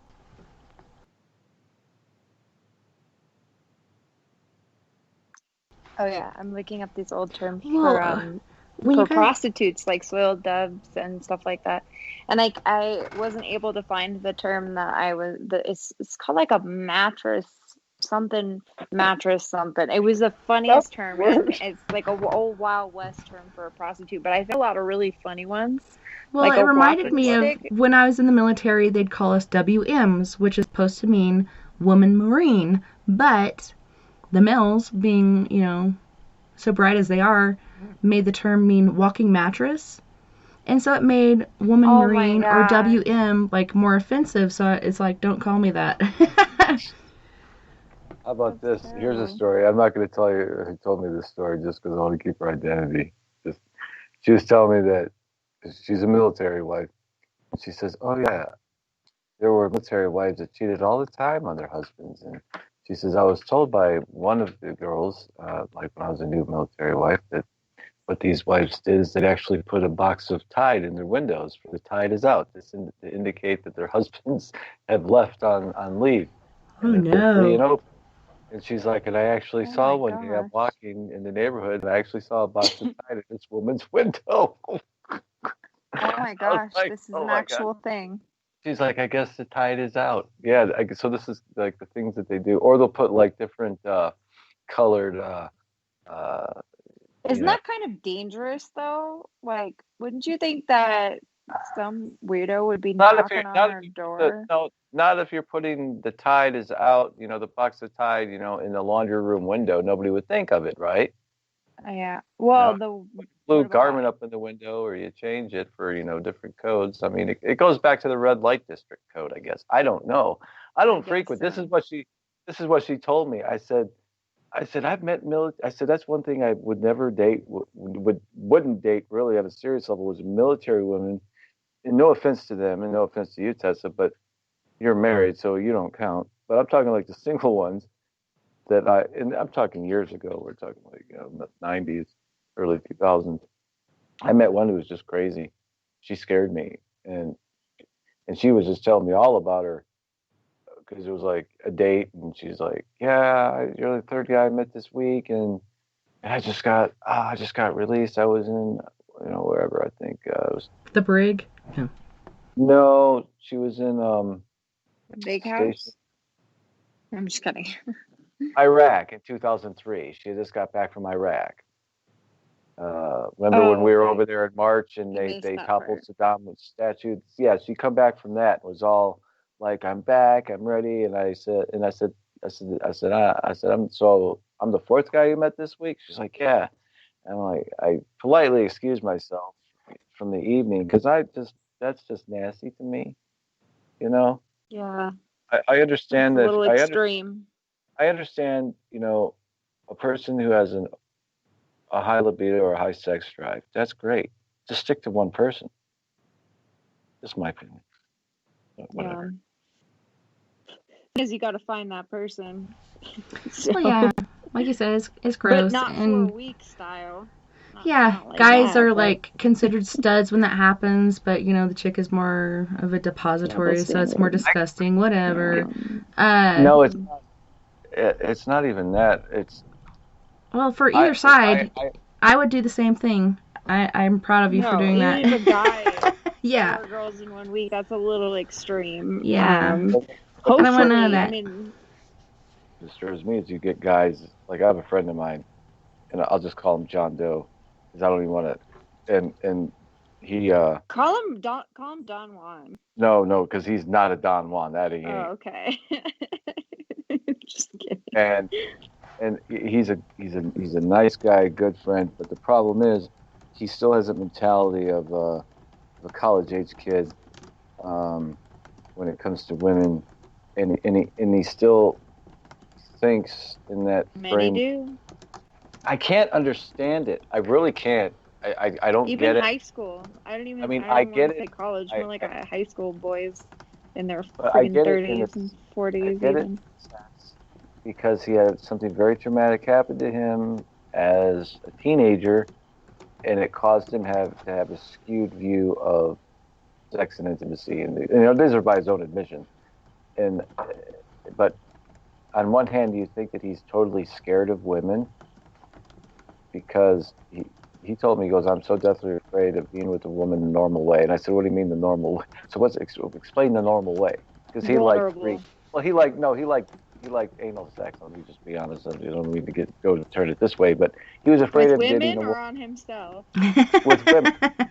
I've dated gay guys. I'm just saying. Well, he liked gay guy. he liked Maybe that, too. backdoor kind of thing with women. He wouldn't do it the normal way because he said, well, number one, I don't want to get a woman pregnant. Number two, he just go through a whole list. And then as I got to know him, he would almost badmouth that part of the body. Like, I'm like, are you sure you're not? Well, because I figured out that he's not gay. Okay. Well, then it must be his traumatic experience as a teenager that caused him to be this way. So he's afraid of the V. But your gina. I don't. Funny. I don't know if he's afraid of I it. could just imagine him looking at it, and it just turns into this Venus flytrap. Oh, and Yeah, he's it's like, feed me, Seymour. I'll take the other one. I don't know, but I said, how can I'm you? sorry. He's like, no, I like operating systems, everything like that. He says, but as far as putting, no way, man. He's like, He's like, I'm not gonna. He's like, they're not gonna use me. He's like, he thinks he's one upping a woman, and it pains me because now I'm at the age, and I'm dating a woman where I told her the other night, I said, I'm keeping you away from him. She's like, why? And I explained. I said, there's nothing against him, but I said, I can't be in that mentality. I said, I'm just too old for it. I said, I can talk to him about anything else. Anything else. I said, but when it comes to My guy has women, a guy like that. He's Yeah. he's a good guy and he's a funny guy, but I definitely don't think I'd want to be really alone in a room with him. and it's and for me, my friends know, those close to me Actually, know, I do, because I've always wanted the excuse to defend myself. right? I'm kind of sick like that.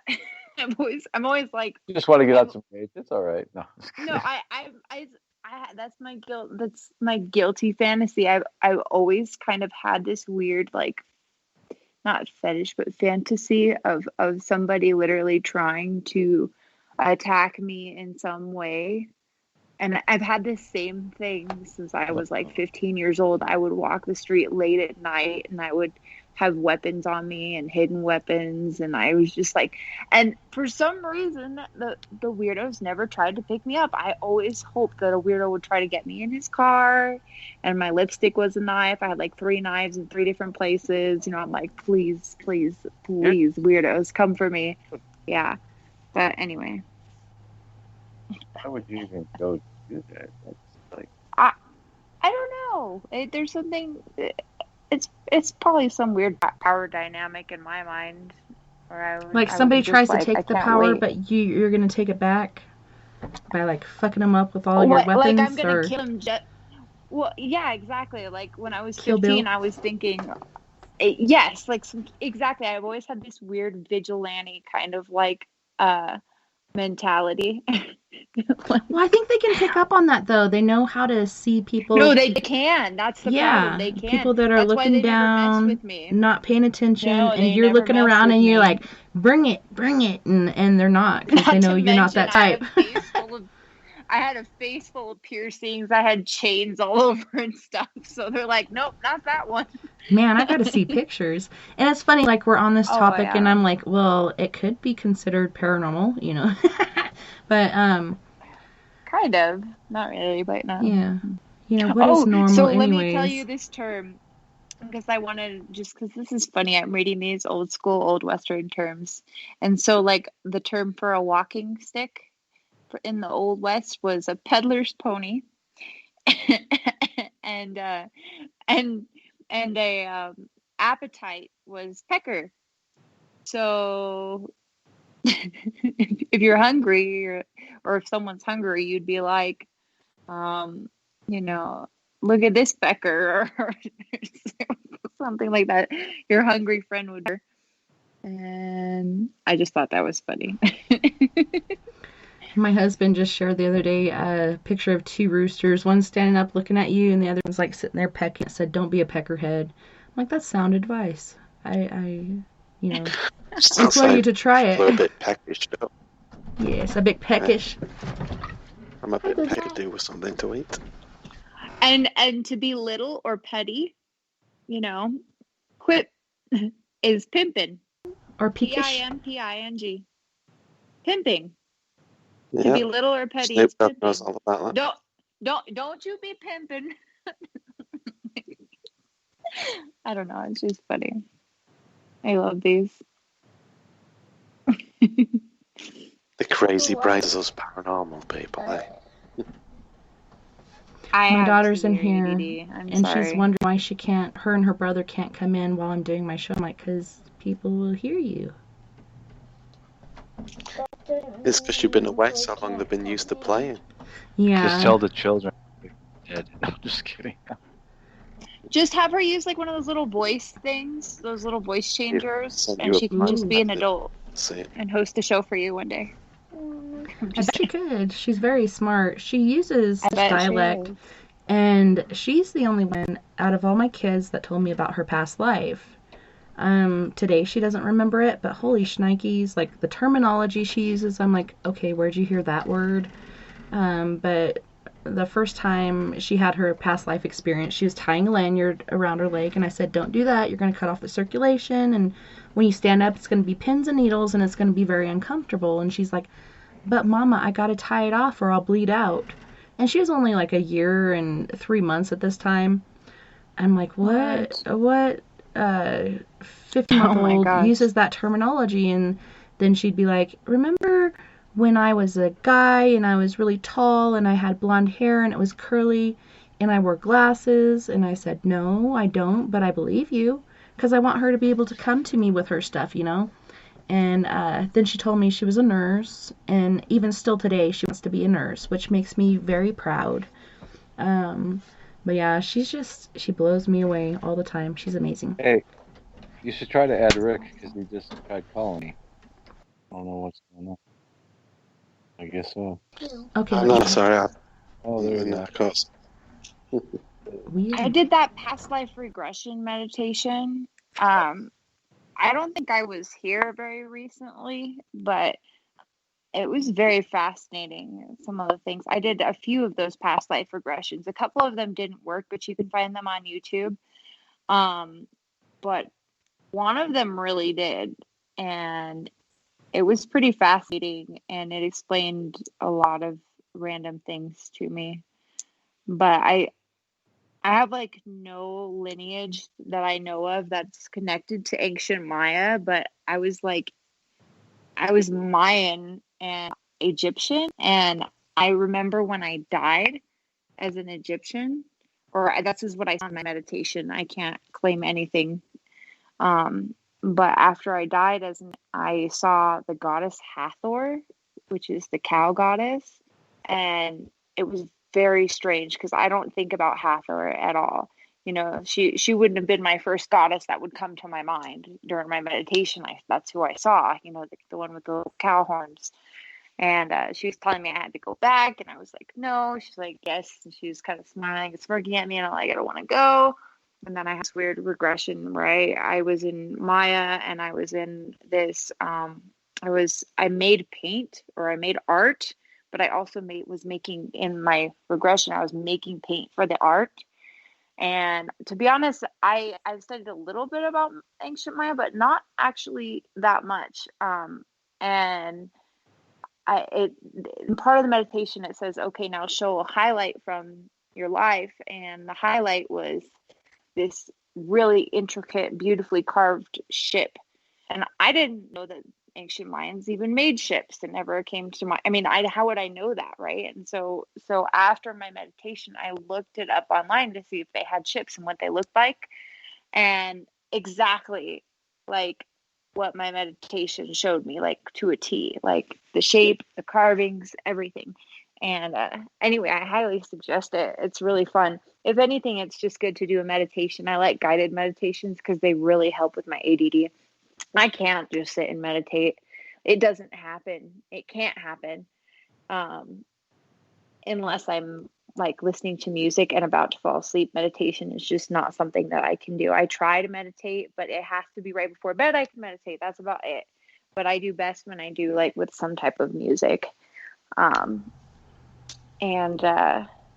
So yeah, but anyway, I highly suggest it. It's cool. I'm trying to remember what it's called, and I was telling my mom about it, but I couldn't remember it. Something beats, and it was used in the Binaural binaural beats. Yeah. So I was trying to tell her about that, but I could not remember the name because I hadn't talked about it in so long and hadn't used it in a while because I went back to paranormal videos instead of binaural beats.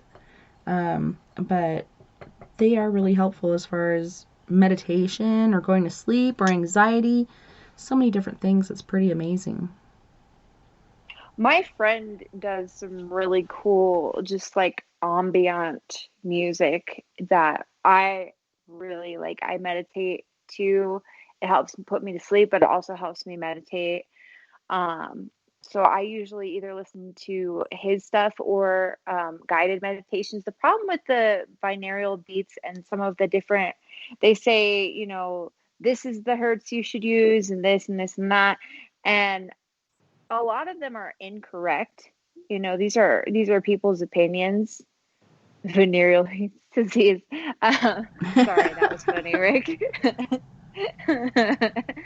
But I feel like there's a lot of misinformation as to what the appropriate, you know, I think it's hertz to use or whatever. And so that's why I kind of don't listen to it, because also our own ears, everyone's ears can pick up different sounds, and I think each vibration goes to different chakras, and nobody's chakras are aligned the same. You know what I'm saying? So when you hear like you should use this hertz or this or that, and I don't think that there's any one that actually does work for everyone, if that makes sense. I think it's all kind of individual. If you want to meditate death metal and you see rainbows and butterflies when you do it, like, that's on you. There's nothing wrong with that. I think it's individual. That just reminded me of something. Okay, so if you're out on a little floaty or some sort of canoe or whatnot in the ocean, don't play death metal on your speaker, on your canoe or little floaty raft or whatever you're on, because I was watching Shark Week, and it was actually a few years ago, and they were doing this experiment with noise to figure out what attracts the sharks, and heavy metal actually attracts the sharks like no other. I remember this. Wasn't that insane? Yes, I remember this. Yes. Don't do it, folks. I thought that was so hilarious. But on the other hand, heavy metal has its purposes, you know, like if you're going to do like a sport or something, or especially a sport that requires like some sort of outlet for your rage. Like, I find that rap really amps me up. Like if my ego is not feeling good and I feel like crap about myself, you know, for that particular moment, or I'm just not feeling confident in myself for some odd reason, I don't know, and I'm about to do something and I need that extra boost, I used to like just blast rap right before I went into work, and literally you walk in and you're like, I'm the king. You know what I mean? Like, I feel like music all kind of has its own purpose, and death metal, like, or like metal in general, like when I'm on my horse and I'm cutting like in front of a cow, that's pretty metal in itself, because the horse gets down, you have to get across, and yeah, like you have to feel that, and your horse has to feel that energy. And so I feel like it's good for me. I like to listen to that when I ride or when I cut a cow or whatever. Or I even like to just listen to it like over the videos, like the horse is cutting. It's weird what music does. It can really change your whole mood. Jason like, just said your day. Death Shark instead of death metal. Death Shark. Death Shark. But yeah, I think also I know for a fact actually that music is sometimes a way for your guides and everything to talk to you. Mm-hmm. And you know, it's also, you can get locked in an asylum for telling people that and saying that. But I'm glad we're not living in the old days. Could you imagine you and I would be friends in the loony bin because we talked about some experience we had, and they're like, oh, she's crazy. Like, all you had to hysteria from lack of sex to go to the loony bin. Yeah. It would be like the cult leader of the loonies, though. You know what I mean? They would be coming to us for advice, or like, you know, like the Dr. Phil's of the crazy house. Padded. What, Rick? Your big padded room gang. Yes. Yes. I've actually, you know, I like the look of it, the way they have the buttons and the poofiness and stuff. Like, that'd be pretty cool. The straight jacket I wouldn't like so much, you know, in case certain parts of me were itching, but...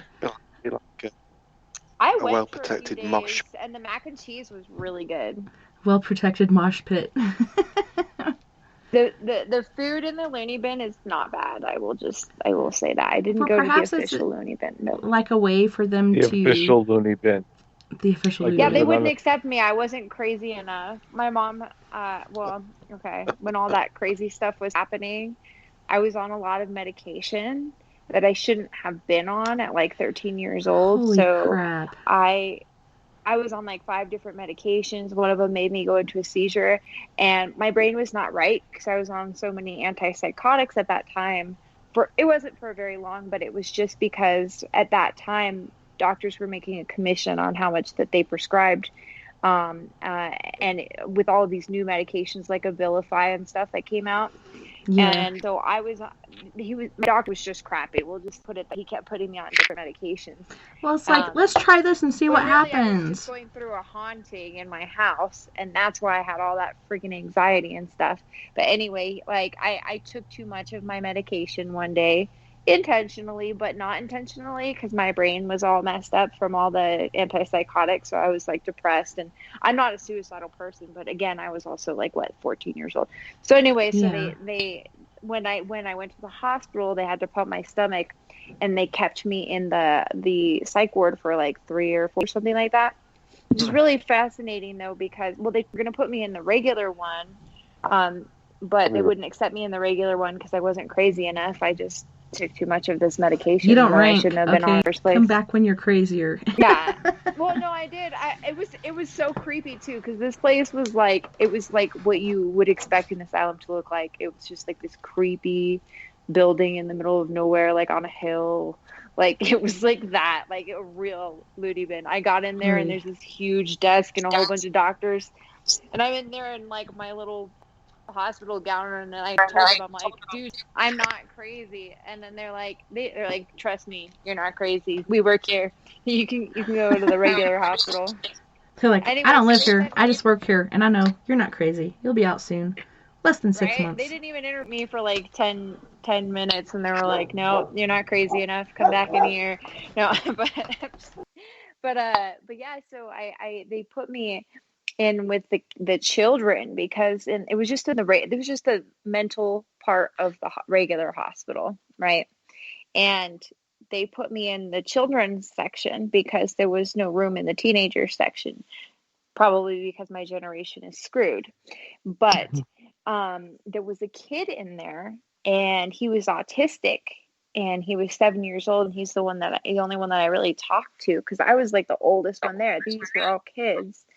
And he didn't really talk, but I just hung out with him and colored with him. And I didn't find out, for a couple of days that he actually shot 2 of his siblings in the face and killed them. Holy shnikes. I didn't find that out till later, but like, I'm like, for some reason I thought he was the coolest, but that just shows you for mental illness, like in autism, like they don't know what they're doing. Things don't connect properly. But that's my mental hospital story. And then, Go ahead. I was just going to say, like, what Dave was saying later on, and a lot of this stuff and a lot of my mental health issues back then were due to the fact that I was in an extremely haunted house. I mean, there would be weird smells, there would be ghosts, there would be scratches on the walls, there would be people getting possessed in my house, there would be just so many different things that happened. And literally the second my mom and I moved, like, it all stopped, which was very strange. Like, literally almost all of it, except for the one other issue that I had, which was like, I understand what Dave said when he was like, okay, the deeper you get into this stuff, the more crazy you will seem to people. And it's true. I did hit that point. My mom and I both hit that point because we were both experiencing the same exact things mentally, and we didn't know how to stop them. We both hit that point where we were just like, we are just trying not to end up in a mental institution, at this point, like, because there's no, like, will this ever stop? Like, you hit this point where you're so deep in the paranormal and these things and everything that goes on, and you're like, am I actually crazy? But in this case, thankfully, my mother was going through the exact same thing, so it wasn't like both of us could be crazy like that at the same time. Well, yeah, and that's you the know? big thing. Like, it could be black mold. It could be something like that going on in your house where it does affect both of you.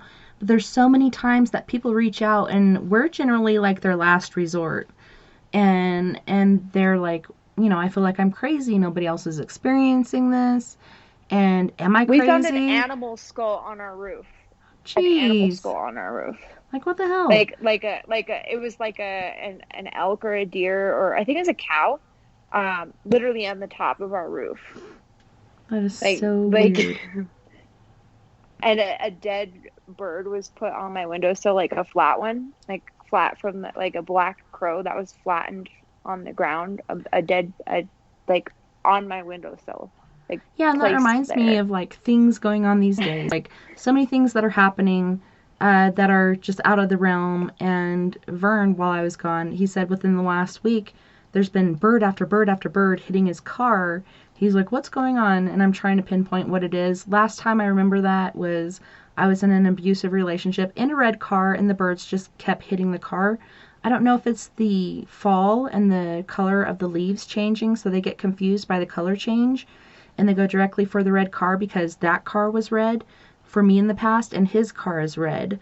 And he had rebuilt the grill like to be something different, so the slots were bigger. So by the time he got home, there was a bunch of dead birds in his grill. He's like, I think I need to change my grill. But guys, we do have to go to our second music break. On this break, we have King Cinnamon with Ala Imo Adara Ella. He's from Biafra, Nigeria. He's a very cool guy. We got Hazy Bronx from Jamaica. He also stays in the Bronx sometimes with Free Child. And then King Cinnamon again with Rosie. You guys don't go anywhere. We'll be right back after this musical break.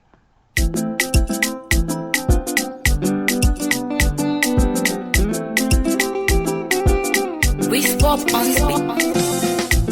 Kanyi kele Chineke makwa na limo mbunde njemono. Kanyi kele onye wuwa imakwa na limo mbunde njemono. Alimo, Alime Kerelo, Alimo, Alime Kerelo, Alimo State, Alime Kerelo, Alimo, Alime Kerelo, Alimo State, Alime Kerelo, Alimo, Alime Kerelo, Democracy Kerelo, Ndime Kerelo, Alimo, Alime Kerelo, Alimo, Alime Kerelo, Alimo State, Alime Kerelo, Alimo, Alime Kerelo, Democracy Kerelo. Ndi me meriela enega marama making head ya ebere marama over no marama yes lady marama her excellence emega idio hamma emega idio hamma omenga hunanya idio hamma omenga hunanya wa emega neki modimma emega neki modimma emeka puta no boy, oh yeah. Wa wulenu, emeka puta no boy. Wokoma dima. We mewe mposo. Emeka meki modima. Emeka meki modima. Ndem jejemba, jejemba. Ndem jemano, deputy governor must get chilike. Gerard Ronna Karaka, Wokoma Dima, Porabo, Deputy Governor, Willie Deregima, Alukuta Deregima, Alimo State Deregima, Ala Nigeria Maragima, Onya Jemono, Stanley Wamuche Karaka, Stanley Onya Bamba, President Good Life Foundation, Shirike, President General, Senate Group of Companies, President General. Financial matter karaka alo were diregima alambise diregima alimo state diregima ala Nigeria maragima onye jemono frankin neji shirike mebe arabido hotels ABC transport karaka alo were diregima alambise diregima alimo state diregima ala Nigeria maragima Uchonya go chande Honorable Wokoma Dima Onye huru ni akeleli ya o Ma wugi ye Inando tugi o steeti n'ala Imo steeti yo ma ọwụ gị ye gị na ndị otu gị o ọwụ nule mmiri gara izo n'ala Imo steeti yo ala Owerri dịrị gị mma ala Owerri dịrị gị mma ala Imo steeti dịrị gị mma ala Nigeria mara gị mma the chairman Orange Drugs Limited Jisa Anthony Ifeanyi Chukwu Ndubisi Senna Ishirike Ikenga ndị chele pride of his people most outstanding one Okoma Marama Ịkpọrọ akpọ ala Owerri dịrị gị mma ala Ijato dịrị gị mma ala Imo steeti dịrị gị mma ala Nigeria mara gị mma Honorable Jogwagu Shirike Honorable Obinna Shirike Jere Labosa Shirike Tochukwu Kereke Shirike Okahube Shirike Injinia Beninadi Shirike Onye ọma na construction Okoma dị mma ịkaraka Onye shiwere hegbawara ni Ejemu ịmara mma Okoma jeje mba Okoma dị mma ịkaraka Quiz Popule Ịkpọfela mo onye ọma na pito aka na akụmkpa ịkaraka ezi nwa mama Stanley dịrị nwa nwoke omejeje mba CEO Elizabeth Ventures ịkaraka demokrasi emeriela ndị ime emeriela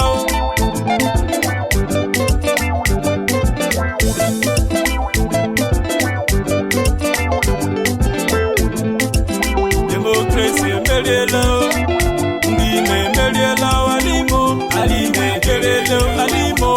Thank God I'm from Imo State. Emeka has come to rejuvenate. Imo State, make you jubilate, make you celebrate. Emeka shipwen be say, this one no be say them say. Emeka has come to rejuvenate. Imo State, celebrate, make you jubilate. Ala mekele His Excellency Achikudenwa. Mekele kwa His Excellency Dr. Hakim. Yemaka Right Honorable PDK, Nekelekwa Right Honorable Jones Oyereri, Ala Mekele Senator Onyebuchi Mr. Empowerment, Nekelekwa Right Honorable Emeka Chinedu, Umo Mimo Lowali Bamezela Alimo, Alima Dilama, Cliffito.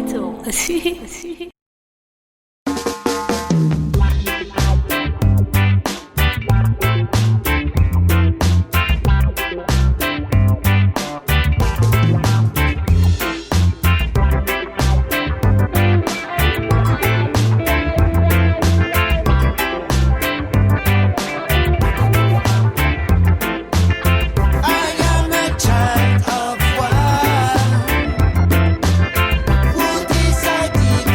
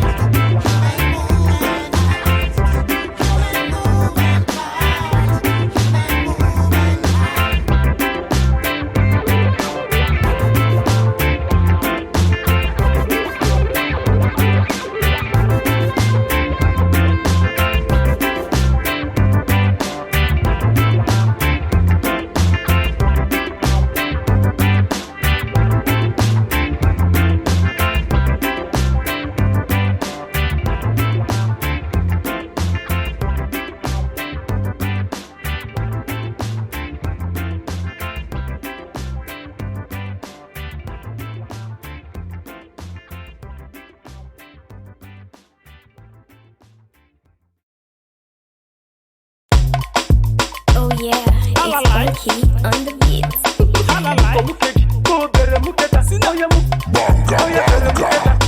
Suck my boobs, you got my body loose. Anytime you talk me, you got me confused. Suck my boobs, you got my body loose. Anytime you talk me, you got me confused. Cinnamon, cinnamon, do it softly. I said you wine your body, eat the sweetie, sweetie. Make it rock my body, I am feeling horny. Make it touch my body, I am feeling sweetie. Suck my boobs, you got my body loose. Anytime you talk me, you got me confused. Suck my boobs, you got my body loose. Anytime you talk me, you got me confused. All my men, they wear out. All my guys, they wear out. Imarama, Imarama, Rosie. Imarama, Imarama, Rosie. All my men, they wear out. All my guys, they wear out. Imarama, Imarama, Rosie. Imarama, Imarama, Rosie. Mukomukeji, go bere muketa. Oya mukomukeji, oya bere muketa. Daddy mu ekon, omo ni pe mukeji. Daddy bere muketa, omo ni fún mi lẹ́yìn. Daddy fisi fisi, omo ni ẹjọ́. Daddy saucy saucy, omo ni ẹjọ́. Daddy kosi kosi, omo ni ẹjọ́. Daddy turn him pussy, omo ni ẹjọ́. Daddy and his baby, them dey for corner. Daddy begin the touch and the girl dey holla. Now daddy begin the open the shirt collar. Now something come out, daddy begin the suck am. Daddy mu ekon, omo ni pe mukeji. Daddy bere muketa, omo ni fún mi lẹ́yìn. Daddy fisi fisi, omo ni ẹjọ́. Daddy saucy saucy, omo ni ẹjọ́ ẹjọ́. All my men they gbero, all my guys they gbero. Imarama, Imarama Rosie, Imarama, Imarama Rosie. All my men they gbero, all my guys they gbero. Imarama, Imarama Rosie, Imarama, Imarama Rosie. Suck my boobs, you got my body loose. Anytime you touch me, you got me confused. Suck my boobs, you got my body loose. Anytime you talk me, you got me confused. Cinnamon, cinnamon, do it softly. I said you wine your body, eat the sweetie, sweetie. Shake it, rock my body, I am feeling horny. Shake it, touch my body, I am feeling sweetie. Suck my boobs, you got my body loose. Anytime you talk me, you got me confused. Suck my boobs, you got my body loose.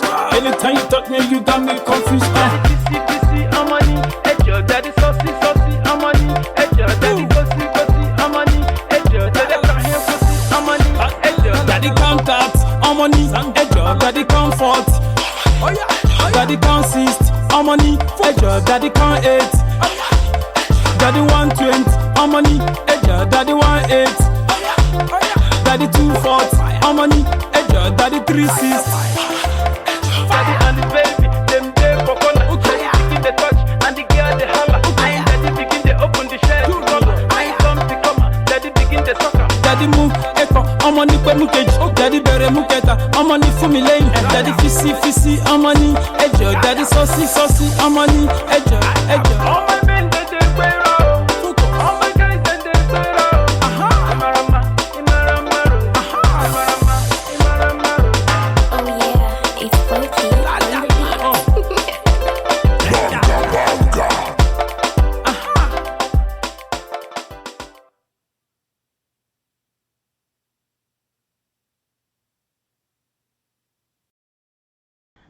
Welcome back, and thanks so much for joining us tonight on We Are Paradox Media's Late Night in the Rockies. Tonight we're joined by Rick Kirkby of the UK, Hello. Mea Savage from Durango, Colorado. Hello, Mea. And SleepyDave Davenport from Scottsdale, Arizona. Hello, hello. All right, so trying to... What? I said hello, hello from the Valley of the Sun. Valley of the Sun, indeed. Holy shnikes. Like, even in the shade, it's 100 degrees. And so I'm always imagining, how hot is it really in the sun right now? Right after we came back from San Diego, and it was the last part of August, first part of September, it actually got below 100. Not very far, but a little bit, so it was quite nice. But holy shnikes. Both places were really hot. San Diego due to the humidity, Phoenix due to the, Valley of the Sun. Insanity. Also, 2 days before I left, there was choppers everywhere, and it wasn't like the ghetto bird. It was different choppers coming from different directions, and so I'm looking around to see if I can see any other, like, random lights or UFOs or AUPs or whatever the hell they call them these days. I didn't see anything. Yeah. But what was I actually saw A first time out of my peripheral, then I looked over and saw it falling the rest of the way. Not a shooting star, but a falling star or a meteorite, and it was green in color. And then I think it was the night before I left, I also saw another one as soon as it started to drop and go down, and it seems like a slow rate of speed, but I could imagine what the speed is actually. But it was a green color too. Did you say you saw those as well, or saw one? I saw one.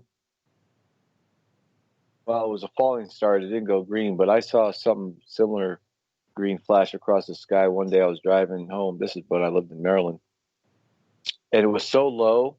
I don't even say it was in the sky. It was like kind of in the sky, because I was driving, and it goes from right to left, right in front of me, kind of. But it streaked kind of down from the sky, but then it streaked across through to the tree line across the street to my left, and then it vanished in the air.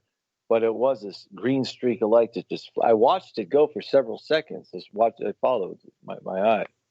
And that was way too low to be a meteorite, but I've seen meteorites fall out of the sky, and I haven't seen them different colors. So that was interesting when you said it was green. Yeah, they both were. And like the first one, like I said, we're on the back porch watching TV, and I see this light out of the side of my eye, and there's planes flying over constantly.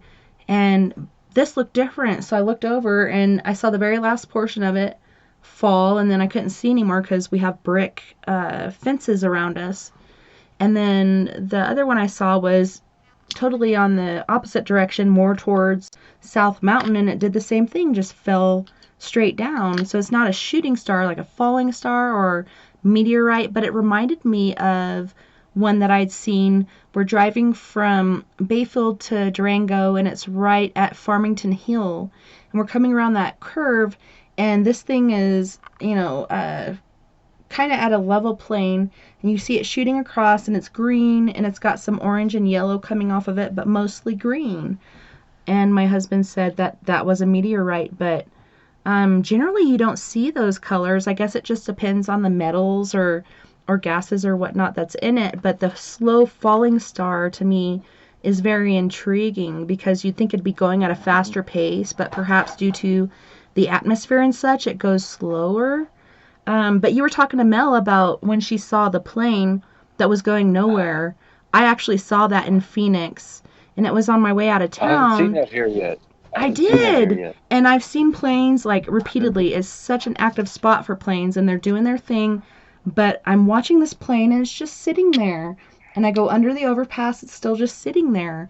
And even though I'm only going like 65, maybe 75 miles an hour, this thing should be moving somewhat, but it's just sitting there above this overpass, not going anywhere. Huh? It's freaky to see. I said it's freaky to see, isn't it? Yeah. I'm like, what the hell's going on? And I'm talking to whoever's with me. I don't know if it's my sister. I think it was my sister. She was driving me to a neutral point, a middle point, to meet my husband, so we wouldn't each have to take the full trip. We just each take half the trip. Except for me, I took the whole trip. But I'm like, are you seeing this? Like, I'd never seen it before. I've been around airports all my life, and I've never seen anything like this. To me, it was mind-blowing, this huge plane just sitting in the air. Yeah, I saw that on December 21st, 2017. I'll never forget. It was the first time I saw that. It was a Southwest airline plane coming in for a landing at BWI. And right as I got over the freeway, it was right on my right to my left driver's side, and it right as it got to about right in front of where my shoulder would be, it stopped in the air. I watched it stop. That's the thing, because I always watch the planes coming in. If you drive a certain way on the freeway, you can watch them come in, obviously. And I drove that same stretch of freeway for years. So it's not, that's just a mishap of my eye. No, that thing stood still for a good amount of time. And you're trying to rationalize it. You're trying to say wind resistance is holding the plane back. And then you think, well, no, because the plane is low enough, I can read southwest on the tail fin, and there's no other wind blowing, the trees aren't blowing, there's no other chaos going in the air, so to speak, as far as and time seemed to be moving normally on the ground, but up there in the sky. I don't know if that was a testing of secret technology or if that was a real event. That's what I saw. Or like some people say, a glitch in the Matrix. Like, what the hell was that?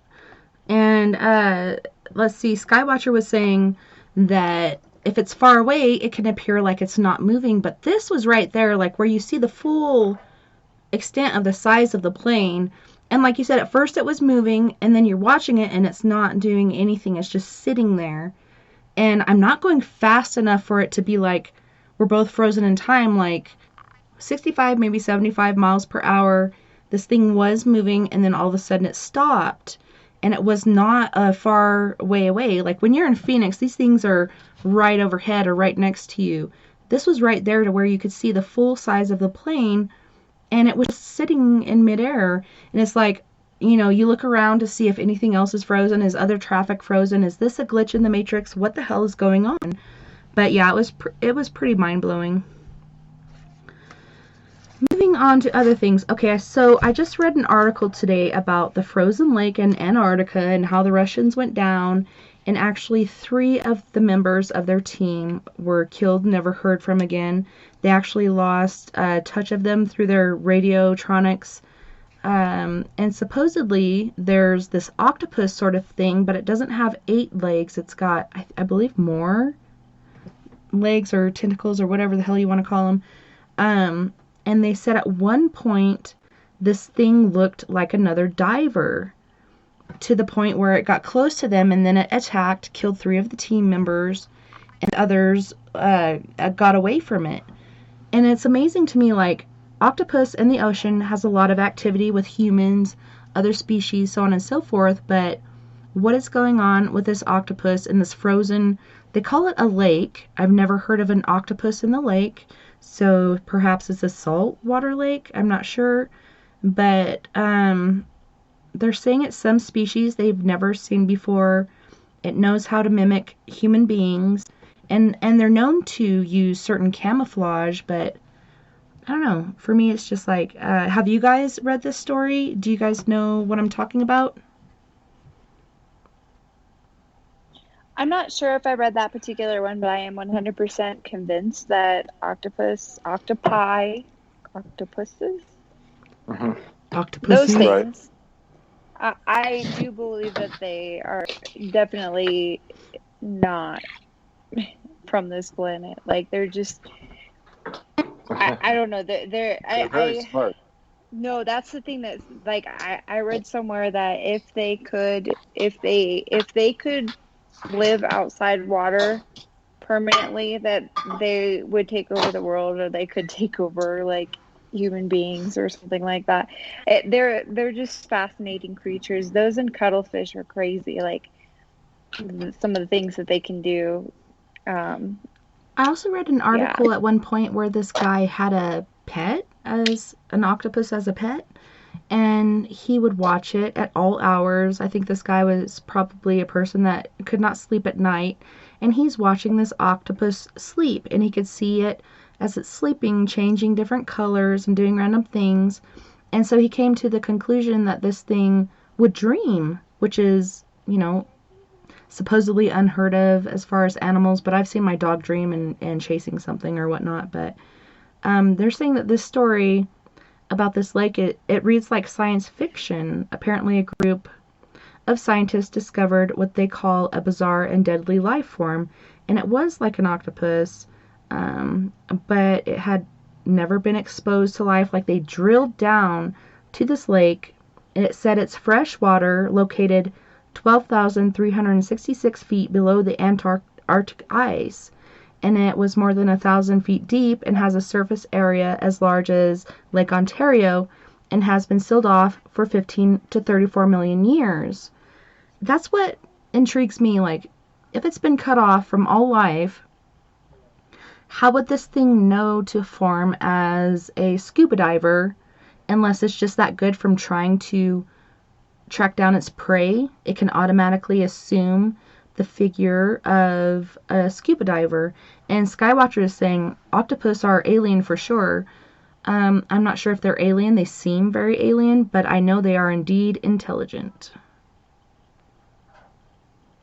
But this thing was huge, and supposedly it's able to paralyze its prey from a distance of up to 150 feet, and it's just like when an octopus inks, it puts this stuff out into the water, which paralyzes things around it, and one of the people that witnessed it said it seemed like this person was under some sort of hypnotic trance. But even though he's wearing like a wetsuit and his scuba gear and such, there's still parts of your skin exposed, mostly of the head. So that would make sense as far as putting this stuff out into the ocean, that it could paralyze them from like the head down or whatnot. But it ate. I know that they've done. Go ahead. I was just saying, I know that they've done like all kinds of experiments on the intelligence of octopuses, and with one of them, it was like they would put its food. Well, first of all, it was able to recognize that it was itself in the mirror, which is strange. I mean, I don't think immediately, but it figured it out that it was its own self. And then also that if they made these little traps and these weird little puzzles for the octopus to get food out of. And they were complicated little puzzles too. Like not like just put it in the hole and you have to stick its tentacle in the hole. No, like they made all these different types and they would switch it up. And the octopus always figured it out within like, a minute or two, like 2 minutes or something like that. Like that's terrifying. Like, I'm not sure if I would be like, these are puzzles that probably a 3-year-old child wouldn't be able to figure out right away. Yeah, it's very interesting. So I looked at the article. It's pretty short, so I'll read it to you. A defecting Russian scientist tells of discovery of a highly intelligent and deadly life form in early 2012. He and a team of researchers were exploring Lake Vostok in Antarctica. The lake is freshwater, located 12,366 feet below the Antarctic ice. It is more than 1,000 feet deep and has a surface area as large as Lake Ontario and has been sealed off for more than 15 to 34 million years. The expedition finally succeeded after 30 years in drilling through more than 2 miles of ice. In early February 2012, an 8-member team entered the lake and were not heard from for a period of 5 days. They came across the creature on the first dive, and they're also saying that this creature had the intelligence to be able to cut off their radio tech, but I believe they were just low enough to, have that interfered with. You don't have to have a lot of interference for your radios not to work. But it says this creature is octopus-like and has been named Organism 46-B. It is highly intelligent and able to paralyze its prey at a distance of 150 feet. It claimed the lives of 3 of the researchers. It is said that for whatever reason, this discovery was or is kept secret. And this guy says, in my opinion, some aspects of this story seem to be somewhat unbelievable, but what do you think? And during the video, and I don't know if I can play this without getting the video that we're doing blocked on YouTube, but they were saying not only did it kill these people, but it dismembered them first and then ate small parts of it. That was pretty messed up. It's the Kraken. The Kraken. Kraken. Have you guys even heard of an octopus in fresh water? I never have. Never. I never have. But they're extremely adaptable. I do know that. I think they're old. They're like millions, hundreds of millions of years old compared to humans, which is another strange thing. Like, what if they were like the species that was here before us? What if we are the aliens? I don't know. Well, and like we've been talking about, they're very intelligent. There's one guy that met an octopus and he was quite young and they played together, and then he started to do like a daily video journal of him and this octopus, and just the bond they formed. Like, he'd leave and then come back and they'd automatically come back to each other, and they were really linked. Yes. It was pretty interesting, and I just loved watching it. It was so cute. I just think I've wonder. seen that one or a similar one. I've seen one with a girl too, and she would come back to the same octopus. She was a diver, and that same octopus would visit her every single time. And he wasn't the same with other people, and he would wait for her, and he would visit her. And I mean, I do want an octopus, It'd but be I would pretty be cool. afraid that it would kill me in my sleep. So I'd probably put some sort of like a screen, a metal screen on the top of it just in case Well, so they I can can sleep live at out night. of water for quite some time, so that They could, can, just not yeah. permanently. Ooh. That's the other thing. They can walk on land. They can live out of water for a while. They can change shape. They can literally change their size, um, like to make themselves so tiny or so much larger, depending on if they're threatened or hunting or whatever they're doing. Change their color. They change the way that they swim. They mimic other animals. I mean that's like the ultimate like creature, really. Like, what if we could do that? We haven't even come close, you know. Yeah, I mean, he Think said, about hi. what part of their brain that they possibly use to be able to change shape, change color, mimic other. I mean, like we Even in can't their even. dreams. Even in their Yeah, and dreams, we they're can't even changing color. comprehend that. For this thing to take form of a diver, that's pretty intelligent, and it just really blows me away because, like I said, this thing has been cut off from all life except for life that's in that sea. Perhaps that made it more comprehensible for it to take form of things that it had never seen. It can automatically take form in order to get close to that and hunt it. Really freaky and scary. And if it could hypnotize, I don't think it did. I think it just put that stuff out in the water, touched the face on these certain areas where your mask and your goggles and stuff aren't covering. All it takes is a small surface, especially next to your brain, in order to do that. One of the things they said that was really interesting was the fact that you cut off one of its limbs, generally it'll slink away because it's got a portion of the brain connected to it, which makes me think it's more than 10% connected to its brain. Like us, we only, use 10% of our brain. I think some of us use more, but for this thing, it's like everywhere. It's expanding, it's extending. But they said not only can it slink away and do its own thing, but it'll grow into another form of this octopus, which is octopus because it has more than 8 legs. Strange. That is super trippy, and I agree with you. I remember that as well. That it's like a part of its brain, and that is crazy. That's probably why it can do some of the things that it can do, also, because it's able to tap into parts of its brain and its not electrical system, nervous system, which is connected to the brain, which is its whole body, right? And we have our brain and our nervous system. We should be able to do, like, in theory, we should have superpowers, right? In theory, we should be able to do something, right? But here we are, all we have is technology. That's like our superpower at this point in time.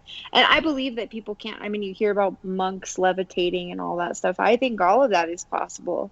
Not everything, but I think it is quite possible.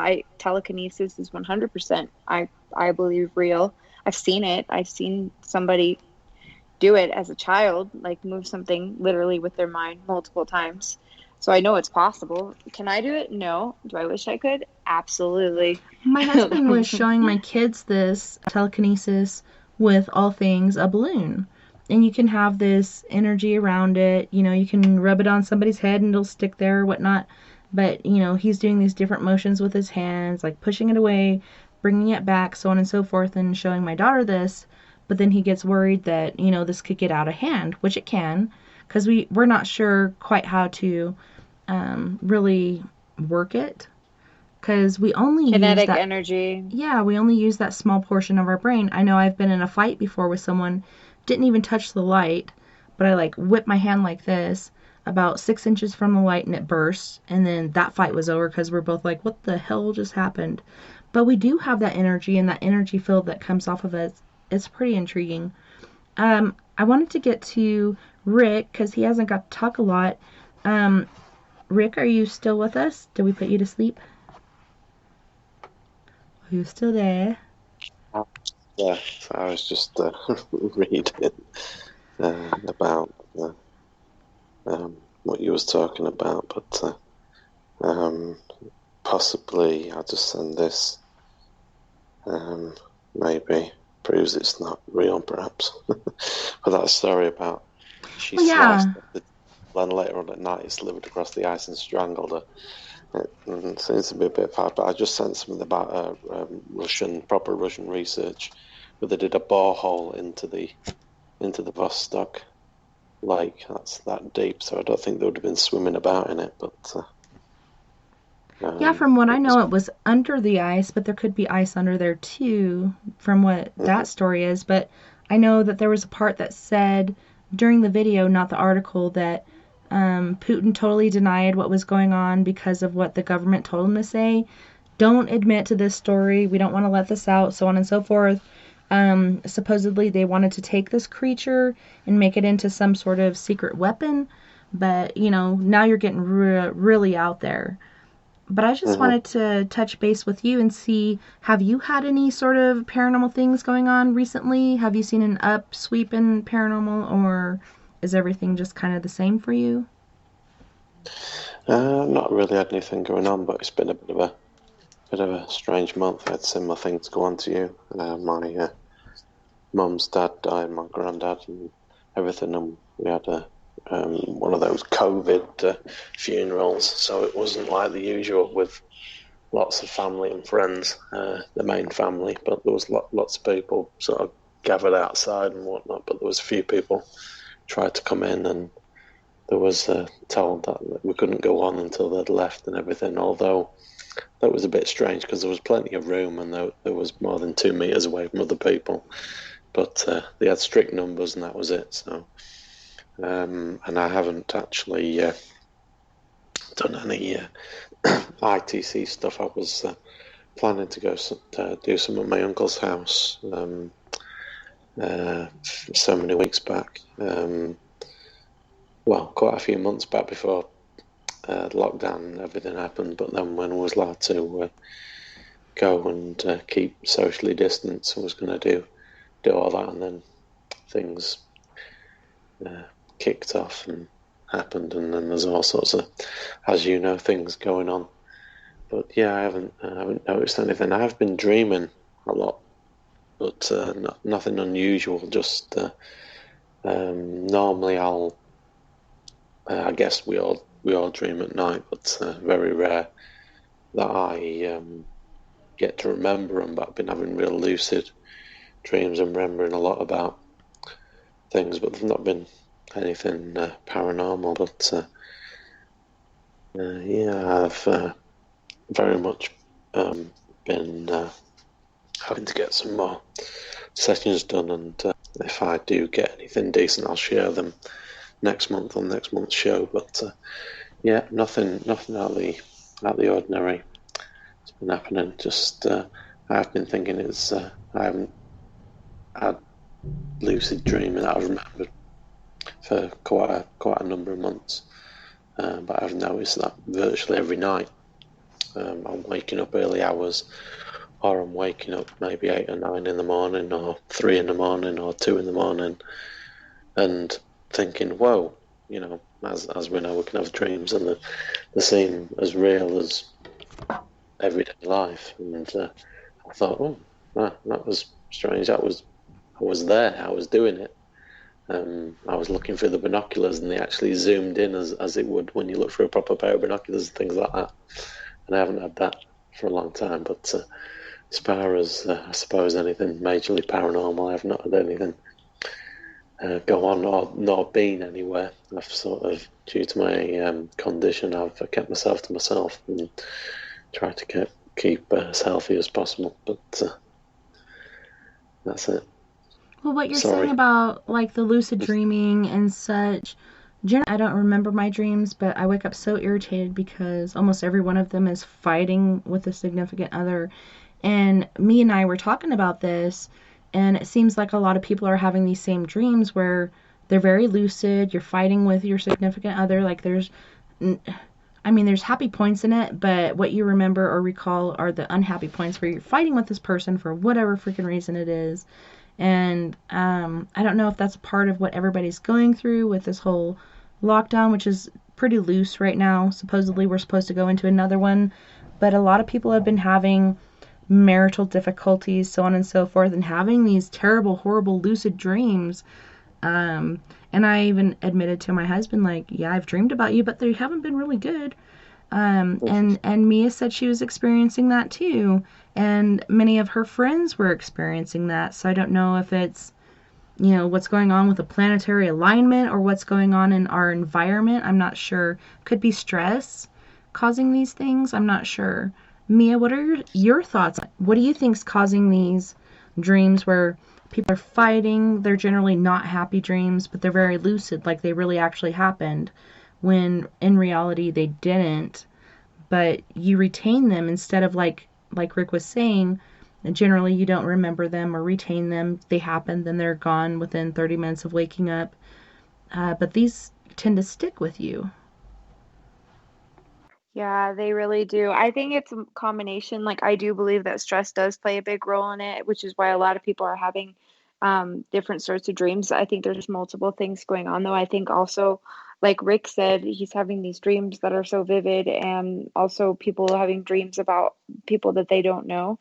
I think that's kind of a collective thing. So I'm having dreams of people that I don't know, but that I would know, like in real life. Like, I had a dream about a horse that was not sound, and I saw this place that was like so familiar and like somewhere I'd been before, but it was like I was dreaming I was in a different life. But I think a lot of that is your astral dreaming too. Like, I literally had an astral dream, which I know it was an astral dream because you can just tell. Because in my astral dream, I was basically a medium and I was trying to What? get all of these souls that were all these ghosts at this hotel that was in, like, it was somewhere in California, like the Seedy Motel. And I was literally trying to get them to cross over a bridge. And I've seen this bridge in my dreams a million times. And it looks kind of like the Golden Gate Bridge. It's just like a huge bridge over the ocean. And basically, I think it's kind of metaphorical, but literally, I was trying to get these ghosts that I really truly believe were in this place to cross over. But I was astrally, like, I working. Like, you wake up from these crazy dreams and you don't necessarily feel rested because you're like, either it affects you all day, like, and same with the human trafficking. I've had reoccurring dreams about human trafficking, and in my dreams I'm always like a person, but I'm not myself, Mm-hmm. and in any of these, we'll call them dreams. But it's like I'm always trying to assist people in these dreams that are like strangers, but even the time adds up, which is very strange. Like, my dream, my last one with the human trafficking thing, it was in, I think, Russia. And I mean, it was just so vivid. Like, I was on a boat. There was we were stopping different places. It was like I was in like a trafficking ring. And I witnessed everything from watching the children of the women that were being trafficked to seeing just like all of these horrible things. But I was seeing through someone else's eyes. But what I mean, I think there's like this whole collective thing that's going on. And I think there's this whole stress thing that's going on. And then sometimes it's a combination between both. Like, sometimes I'll have like an astral dream and a regular dream. It's like a combination, part of it you could tell is from my own subconscious, and part of it is like completely unfamiliar, makes no sense, but is so vivid and real. That's how I know it's like an astral dream. It's like, it's crazy. I think part of, the spousal stuff, it could be it could be partially like repressed emotions, not necessarily towards your significant other, but just in general, kind of like suppressed emotions, and you're kind of like, you're comfortable with your partner, so you're, because you know them obviously, and so you dream of that. It can also be like a fear too, like driven by stress. It could be like, um I mean, my friend who also, she has Sagittarius strongly in her chart, which I also think could be also part of it, like different signs kind of going through different cycles of these dreams, you know? And perhaps like, because you both were the exact same things, like just fighting with your significant other. She texts me like a few times in the morning, like I keep having these dreams about her husband named Sean, and I'm like, this is crazy, because there's nothing really actually going on with them really at the moment. I mean, there has, of course, but I don't know. I think it's different things. I don't think necessarily when it's with your partner like that, I don't think that that's necessarily like an astral dream, you know? No. Because the weird yeah. thing is when I astral dream, I never dream of my partner. Like I dream of usually people I have never met, and sometimes Well, people and that I that's the have weird met. thing, But because like I have dreams of him, strange. but then there's people in there that I don't know, and they're like, yeah, come on, let's go. Like one of the dreams, I wanted to go do karaoke, and he's like, fuck no, you're not. Yeah, I am. Because I really wanted to go. I haven't been forever, and I want to go.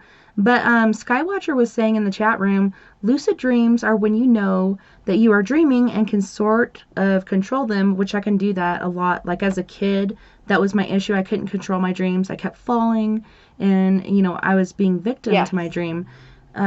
He said vivid dreams are strong dreams that you can remember parts of or all, but I don't know, I think they can collide. Astral dreams are something completely, yeah, exactly. And you can't, and that's the other weird part. They are different. Like in my dreams, I was in control. It was definitely lucid. But it was like I'm in somebody's body right now. Like I'm literally in somebody else's body, and even the time added up for the part of the world that I was in the dream and stuff like that. Like literally, it's very strange what you can do. Like. I don't know. There are vivid dreams. There are subconscious dreams. Subconscious dreams can be vivid dreams, but usually subconscious dreams are like random dreams of things like falling, flying, not necessarily flying, but like teeth falling out, symbolic stuff, like a tiger or snakes or, things like that. Those are usually subconscious dreams. And they leave an imprint when you wake up, but it's weird because just no matter what, whether it's a lucid dream, just a vivid dream, a subconscious dream or an astral dream, you wake up sometimes, and I swear to God that it's like you don't sleep. It's like literally you wake up kind of tired, like emotionally like you never exhausted. Slept. Yeah, like you were working, like literally like you've been working, and it's the most annoying thing in the world, and especially when it happens repeatedly. But yes, I feel you. I think it is like a lot of people doing this. I think a lot of it too is, with the media and all of this stuff. Yes, there is coronavirus, there's all this stuff, but I feel like it's being pushed more, and the media, doesn't matter what your political beliefs are, the media and the news and even just the music that we listen to, commercials and TV shows and movies and everything that comes on, a lot of it does have like subconscious stuff in your brain. And we're going through a freaking pandemic, and you can't go anywhere. You can't go one day without hearing about it somewhere. It's literally like embedded into our subconscious. It's screwing with all of us.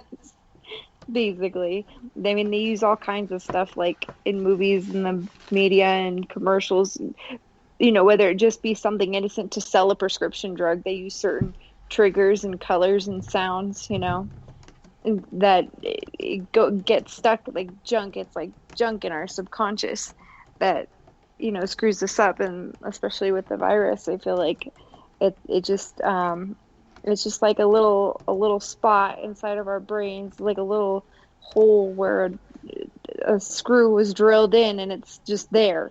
It's just there all the time in our brains, whether we know it or not, and even when we're sleeping. Well, Mooney's over here and said, I knew you had been here, Mea.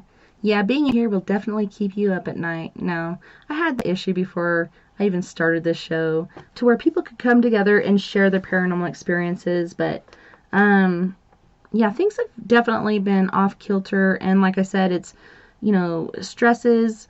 A lot of people are saying due to COVID, it's causing so many more issues in their life as far as financially, maritally, so on and so forth. It's just one of those things that do actually happen. with this stuff going on, but it's definitely a crazy time in our life, especially with, I don't know if the veil's getting thinner or if they're more active. I don't know what the hell's going on with that, but I definitely know it's been more active after my grandpa died. And I flew out to San Diego, and then after that went back to Arizona, Phoenix, Arizona with my mom and sister. Then we went back to San Diego for my grandpa's funeral. Because of COVID, you have to wait a couple weeks. We had to wait like 14 days. It was the 14th, so it was 19 days. My grandpa's funeral was the same day as my son's birthday. So it was 19 days before his funeral could happen, and then there were like strict parameters of 25 people per funeral, even though it's outdoors. One party we saw was way more than 25 people, but whatever. Do what you can. If you can get away with it, that's all good, because I know it's important for people to be there for these things. But going back to my mom's house, she totally hates the paranormal. She doesn't want to hear anything about it. It really freaks her out. I was really surprised when me and my sister were talking about the Watts case here in Colorado, where the father had killed the wife and the 2 kids, plus the baby in the wife's stomach. The paranormal things that happened there, you could hear her talking and saying, "This is our home," and saying different things. You could see the officer at the top of the stairs, and the kid is actually hugging the officer's leg. At one point, I think it was when they first came in, you could see the little girl run partially down the stairs and then hold on to the banisters. And then when they went upstairs with their dogs, they're searching around trying to find any sort of evidence. They heard the little girl giggle. There's so many different random things that happen in that house. And here on September 30th on Netflix, they're going to be doing the Watts case on there, and I can't wait to see what they do, because they generally do a really good job on their cases. There was some sort of hoopla with the Brianna case that recently happened, and they only convicted 1 officer instead of multiple, and a lot of people are in upheaval over that, because I think everyone around that case should be subject to the law in one way or another. Not as fully as the guy that was shooting into the house blindly, but everybody has a degree of guilt. So they tell one story, the police tell another, of course, because they're trying to cover their tracks. So my mom has one version of the story, and me and my sister have another. But I'm excited to see what Netflix says about this Watts case, and I'm sure this paranormal stuff is going to come out in it. That house is so active. If we could get in there, that would be amazing. We know what happened to them. We know where they were found. So there's nothing unsolved. But I think it's a part of putting the spirits to rest and helping them to find their way to the other side. Like they really couldn't comprehend or understand what happened to them, why it happened to them, so on and so forth. But it'd be nice to help them to move on instead of being stuck in this house or in some sort of like purgatory. But anywho's, you guys, we are at our last 4 minutes and 10 seconds. So let's start with SleepyDave. You want to tell everybody about your show, what days you're doing your show, and ways they can find you? Right. I usually do a show on Monday nights and Saturday mornings. Fridays, I'm going to be I can't do them as much or as often because I got a lot of stuff going on. A lot of things changing. I have to devote more time for Melody. I unfriended you. Oh, well, she's like, I unfriended you, like in the background. What? You all, you're not my friend anymore. I don't like this. Okay, Melody, chill out. See, there's always some sort of drama going on, you see. No, and plus the woman I just met, I'm actually having somewhat of a dating life, I guess you can call it that. Woohoo! Or you can call it that. Well, yeah, it's I was telling her, I said, other than the obvious Melody's mother, the last woman I actually dated was, during the George Bush Jr. administration. And at first I didn't think she believed me, but I think she does now. But yeah, everything's going pretty cool. Work blew up, but that was just a bad day like anybody else has. So, Yeah, I'm pretty sure it'll work out. I'm pretty sure it'll work. Yeah. Oh, I'm echoing. But I'm sending you positive energy. Mea, what about you? Where can people find you or contact you for free readings or to find information on you?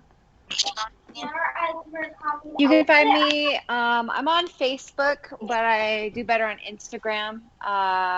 Instagram, Mea Savage. I also have a music page, which is Antidote for Savages, and that is on TikTok. You can message me there, and SoundCloud or any of those, iTunes, all those. Oh, real quick, Facebook, SleepyDave Davenport. That's pretty much it. Sorry, Mia. Very nice. Forgot to answer.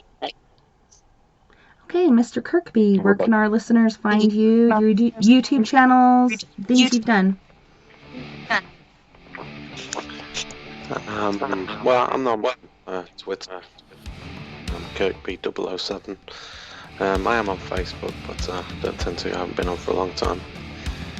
Also on... what's the other one called? Skype? Yeah, I'm on Skype. I think that's just... Is that Kirkby007? Is that Instagram? I'm on there. I think that's Kirkby007 as well. I can't remember. 007, I like it. let me open it. I can't tell.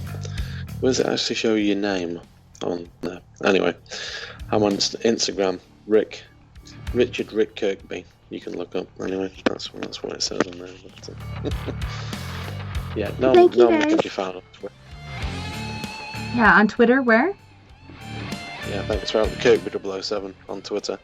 And Nice. you can watch Out of the Ghost or a few clips on YouTube or order the DVD. Kind of nice. Well, thank you guys so much once again for hanging out with me tonight on We Are Paradox Media's Late Night in the Rockies. And thank you to all of our friends on We Are Paradox Media's Facebook, Spreaker, Twitter, Periscope, iHeartRadio, and wherever else you may be listening beyond the Omniverse tonight. I had a wonderful time this evening, and I can't wait to do it again. Tomorrow night, we have Bill Hauser on. He's got a brand new ghost box. If you got any questions for the other side, come in. He said he's been getting some really interesting turnout for that. And you guys, don't forget, even though you feel alone right now, we are all in this together. Together we can make the world a little better. And together, my friends, we are Paradox Media, because without you, there is no us. Until next time, nighty night, love and light. Have a wonderful rest of your weekend, and I will see you here, same time, same place.